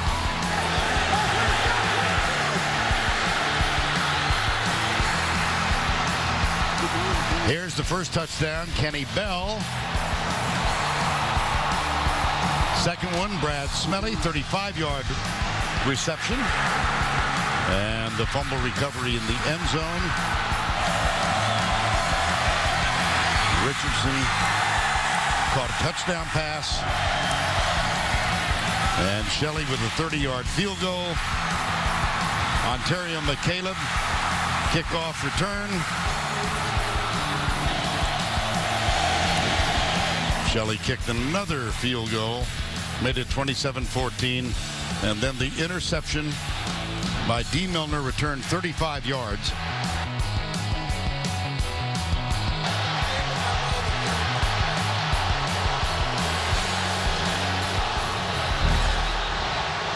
And so 35-14.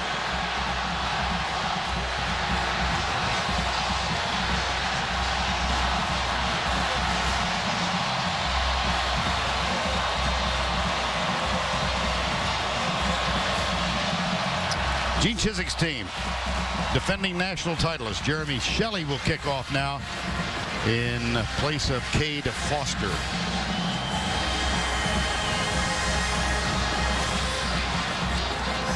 Quan Bray and Ontario McCaleb are the deep men, and they're both at the 5-yard line.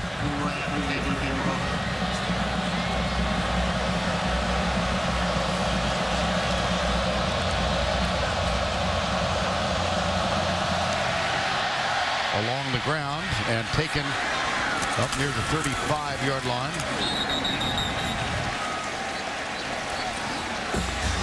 C.J. Uzama, who threw a touchdown pass earlier. How about this well-designed play? It's an unbalanced line. There's Barrett Jones. The touchdown's going to come here. But watch Barrett Jones sell the play in the slot. I got it. Look at this. Oh, my gosh. He thought he was Brett Favre for a moment. Yeah, that highlight will go forever for Barrett Jones. Oh, heavens. Kyle Frazier is the quarterback, 35-14. And Frazier will keep it. Comes right. Goes left. Ankle tackled by Vinny Sunseri. Again, Mark Barron injured and on the bench. That's a gain of 12.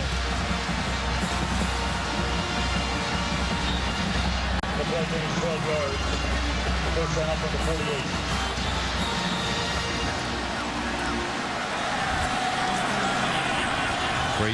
Frazier will fake it to Michael Dyer. Spin move. C.J. Mosley. As good as Gus Malzahn's offense was last year when he produced all those yards, this year in the SEC without big number 2 back there, they have only gone over 400 yards once this season. Excuse me, in the SEC. And that was against Ole Miss. Second down, 7.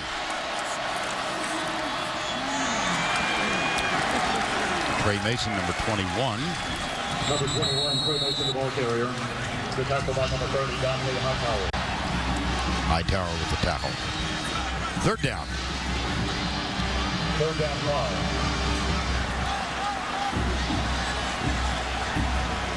Third and 5.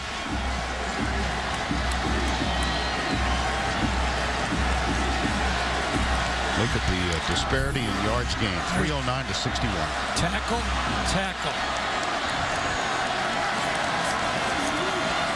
Mosley finds Quan Bray. And with that lean, I think he did get a first down. Nice play. Dean Milner with the stop. 35-14. The play picks up 11 first down. That's the 4th first down of the ball game. McCaleb, a late ad in the running back spot.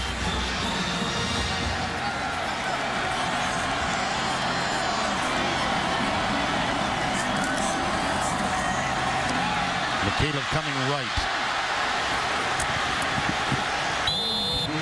And knocked out of bounds.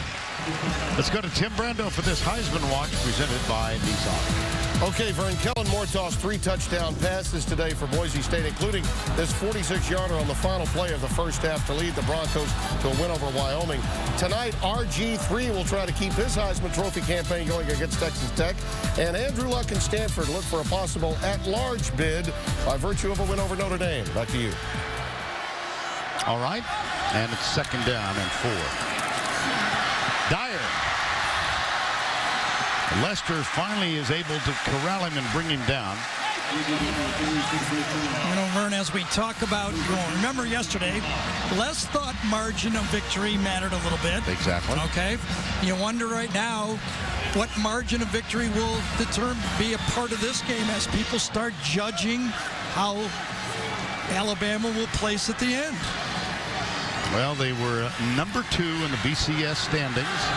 New ones will be revealed tomorrow night. Here's Mosley back. Goes left side wide open. It's Lutz and Kirkin. That was right on the knee. Right on his left knee. Yep.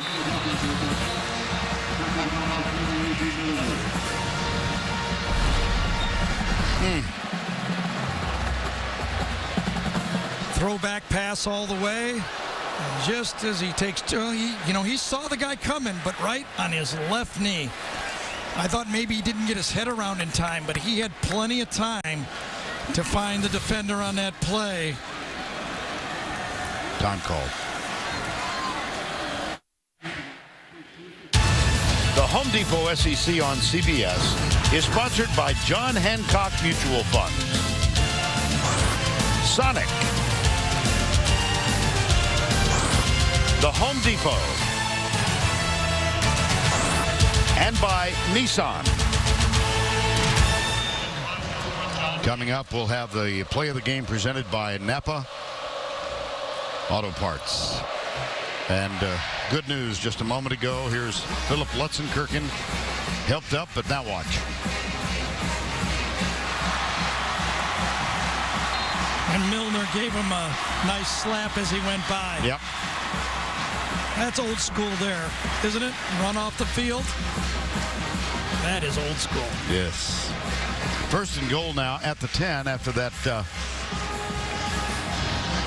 catch.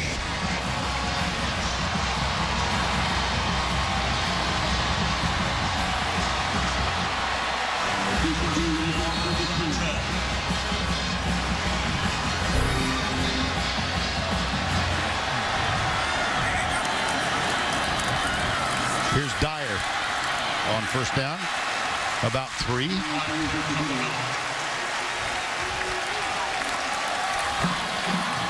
Lutzenkirchen's going back in on the game. Yep. Now let's take a look at the Verizon Red Zone stats. 19 touchdowns, 7 field goals. Auburn inside the 20.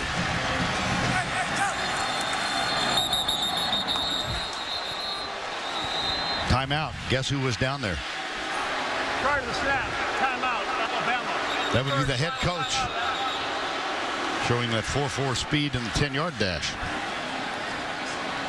Correction, timeout, Alabama. The third and final timeout of the half.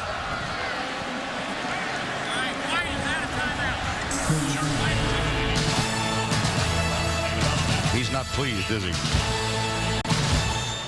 By USAA, 2 weeks from tonight.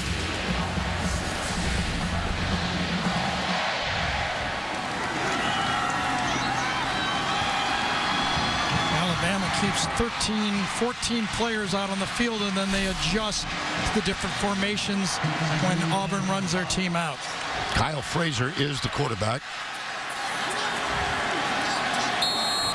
On second down and goal. Ball at the 5.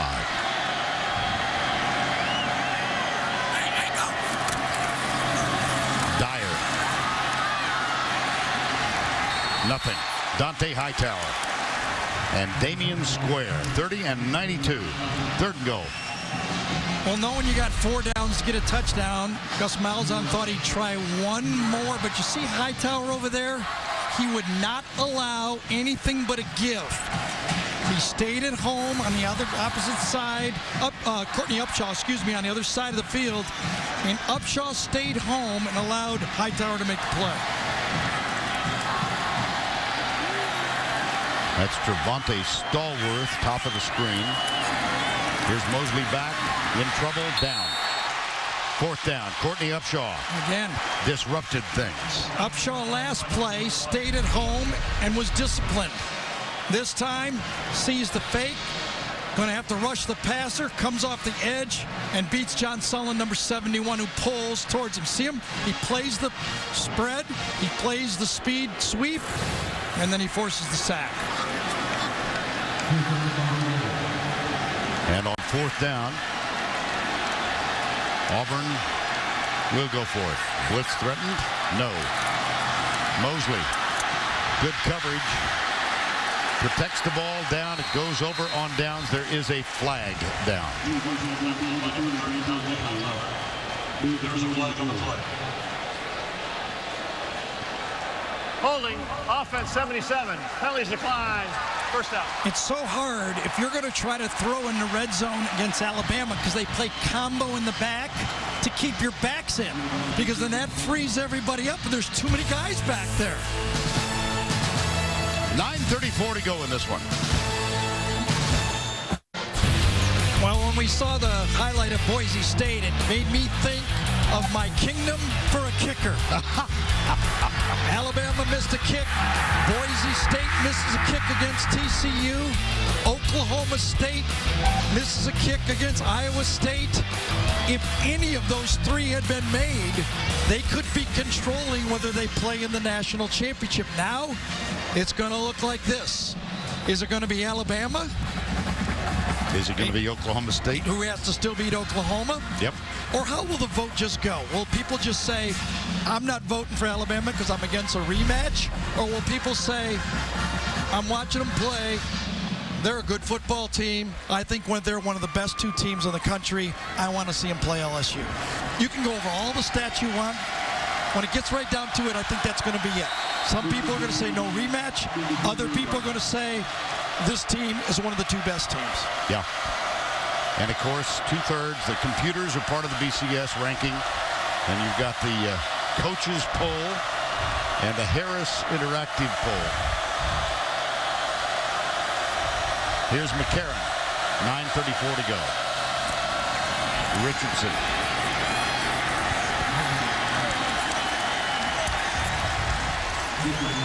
Well, the current BCS standings going into the weekend. LSU, their work is complete, but they do have Georgia next week. Alabama, 10-1. They were second. Arkansas will drop. Oklahoma State still has to fake Oklahoma. Virginia Tech is leading, by the way, over Virginia. Big. Richardson now with 142 yards on 25 carries. Remember this. Oklahoma State is number 2 in the computer polls over Alabama. Right. You never know. You never know. I don't even know who the guys are that program those silly things. Richardson's 26th carry. Longest run today, 35 yards. He's closing in on 150 for the afternoon. His high for the season, 183, and he's also, that was mid-season. He also had a game when he rushed for 181.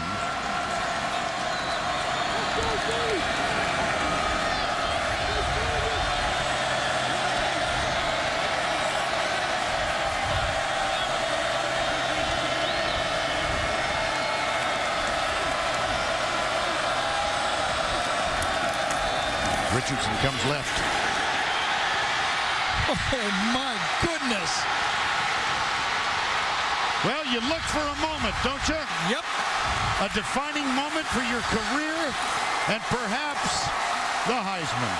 Perhaps. You know how the Heisman, Vern, has the statue of the guy with the straight arm? Yep.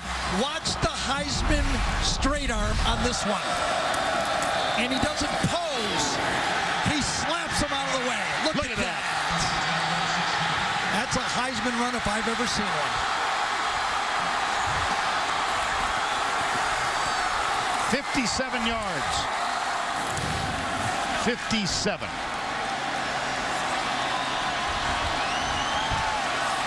One of the student managers capturing it. He's got 203 in the ball game. First down.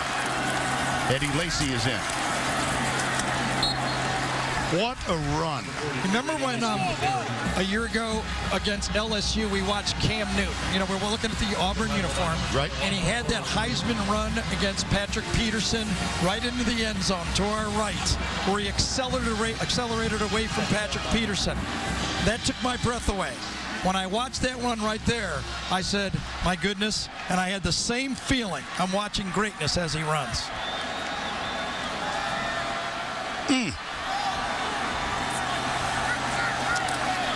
He's got the tattoos. One of them on his right arm is of his mom, and the one on his left arm is his grandmother.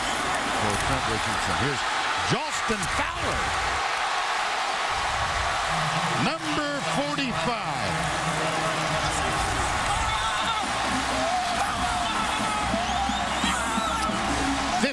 Yards. There's a lot of beauty in football. Sometimes it's a pass, sometimes it's just power football. If you love football, you love them both.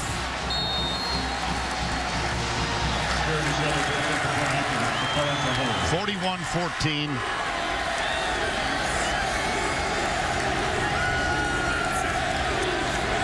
Shelley.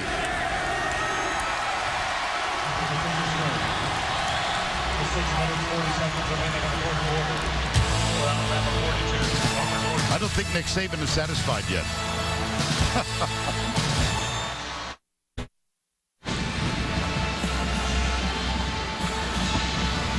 Yeah, one more look. I don't really need to say much. Trent Richardson. Michael Williams gets the first key block. Look at that. Swats away Nico Thorpe right there. Wow. And Mincy does catch up with him. He swats away Mincy too. And celebrations taking place.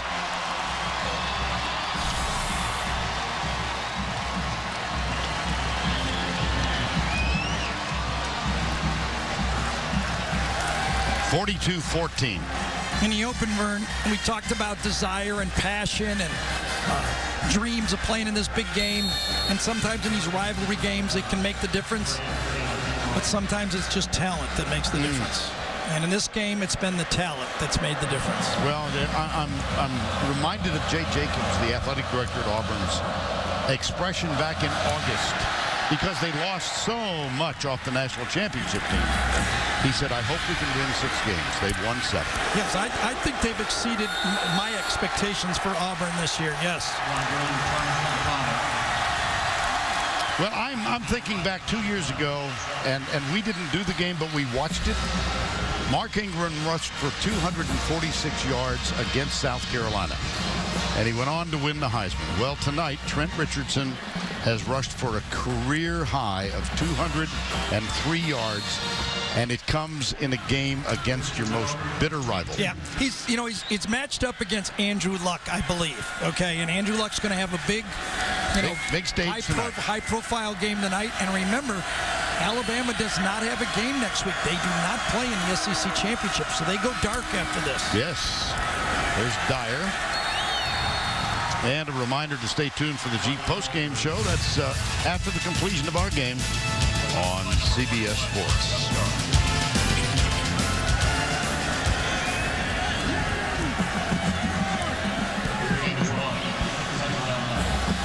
Second and 9. And we're nearing the 6-minute mark.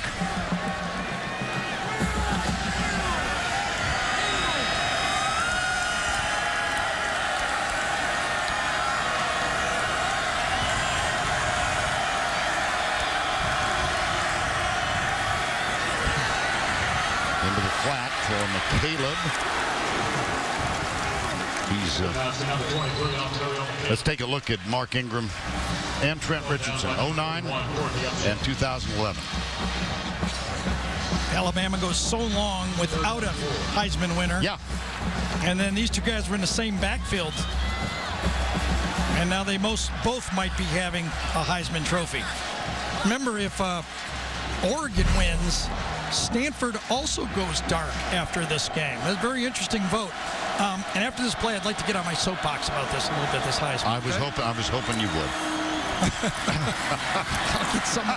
I'll get everybody else mad at me, right? Oh, goodness, there's McCaleb coming right. I'm going to ask the voters to try to be fair to these players. Too many times in this vote, people from different regions will vote for the guy they want and leave off the other guy off their ballot, trying to make their vote count more than it should. Be fair to these two players. If you think Luck deserves it, fine. But you should vote Trent Richardson second. Opposite. If you think Richardson deserves it, you should vote Luck second. They both deserve their due. Here's Mosley into the flat for Quan Bray. It used to always bug me when somebody would leave an obvious guy off the vote. Sure.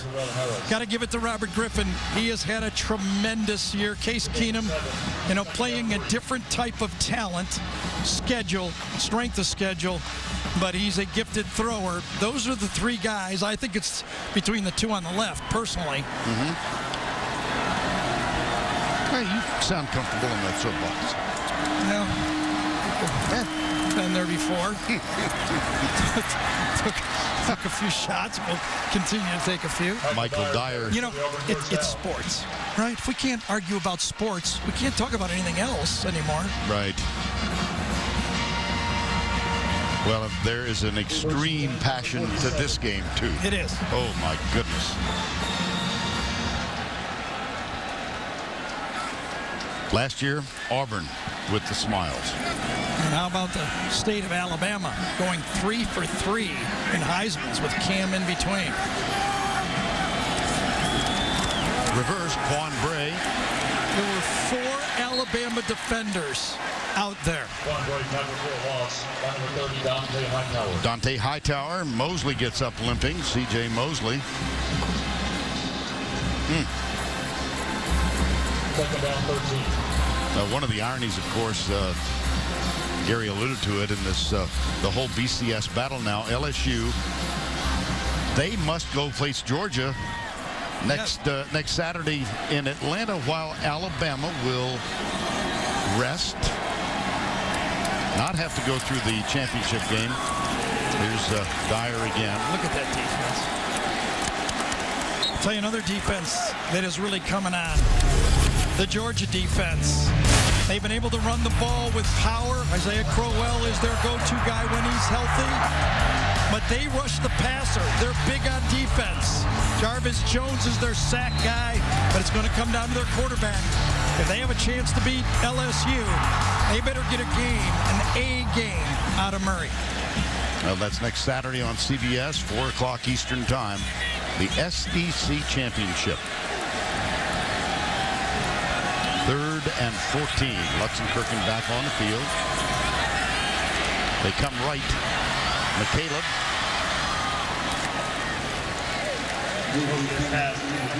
Well, how do you compare these two? LSU ranked number 1. Georgia opens the season losing to Boise State.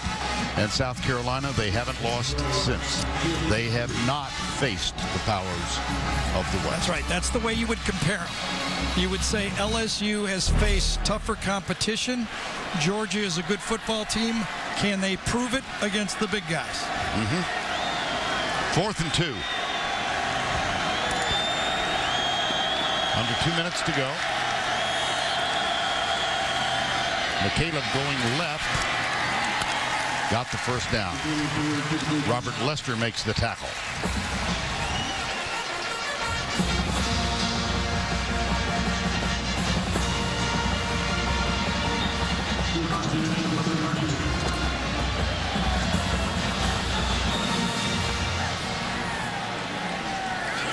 First and 10.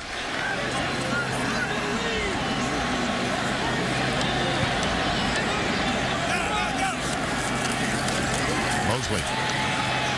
Left side. Incomplete down at the ankles of McCaleb. If you haven't seen one of the season's most talked about shows, tomorrow's your chance. Catch back-to-back episodes of Person of Interest right here. Only CBS. Well, the person of interest on this football field has been Trent Richardson. I mean, he's just one of those guys you pay money to go watch play. And people were wondering if he would have a remarkable game on a big stage, and he certainly... Considering that Alabama, the last 2 years as a team, has rushed for under 100 yards. He went for 200 out by himself. Now, he had blockers up there, I get that. But he has shown his toughness, versatility, and just an awareness when he's running the ball. And think back, Gary, to the 9-6 overtime loss for Alabama. Right. I thought Richardson played well in that game. Oh, he sure did. In fact, seeing the quotes about Trent, he felt proud of the way he played against those tough guys. He said it was a man's game, and 89 yards against those guys, or whatever he had. I think it was 89. It was. It was. He was very proud of it. Mosley. Tackled by Ed Stinson, number 49. Did the ball come out? A lot of. Yes, it did. Stinson recovered it. Well, how about that for this Alabama defense? 42 points on offense. Okay, well, 7 of those from their defense, to be honest. Okay.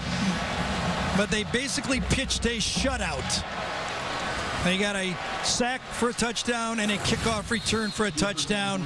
They shut out this Auburn offense, and tell you what, you watch them play, you might argue whether they should play in the BCS championship game. I think they will, personally. You can't argue how great of a football team is. It's obvious watching them play. Now time for the play of the game, presented by Napa Auto Parts.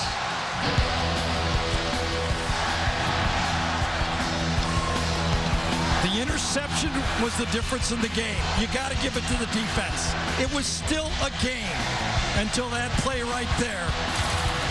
As good as the offense was, that one play typified the dominance of the Alabama defense all game. Richardson, 203 yards. Gets a hug from Ontario McCaleb, Demetrius McNeil. And let's go down to Tracy Wolfson.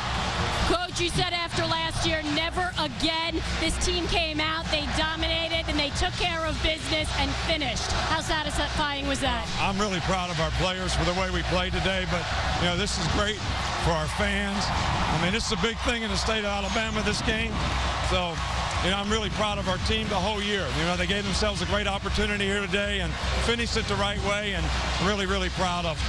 Your final chance, though, to impress the voters. Why do you think your team should play for the national championship? You know, we weren't trying to impress anybody. We were just trying to dominate the game today and do the best job that we can. Look, we got a great team. We lost one game in overtime to the best team probably in the country. So everybody's got to make their own decisions about all that. But, you know, we got a great football team, and I'm really proud of them. Congratulations. All right, thank you. Vern? Thank you, Tracy. So for Gary Danielson and Tracy Wolfson, who's got a smile as wide. Or Trent. As Trent, exactly. I'm Vern Lundquist saying so long from Auburn, 42-14 again tonight on CBS. How I Met Your Mother, followed by Unforgettable and 48 Hours Mystery. 42-14. This has been a presentation of CBS Sports, home of the SEC Championship. We'll send you to Tim Brando and the Chief Postgame Show right after this message and a word from your local station.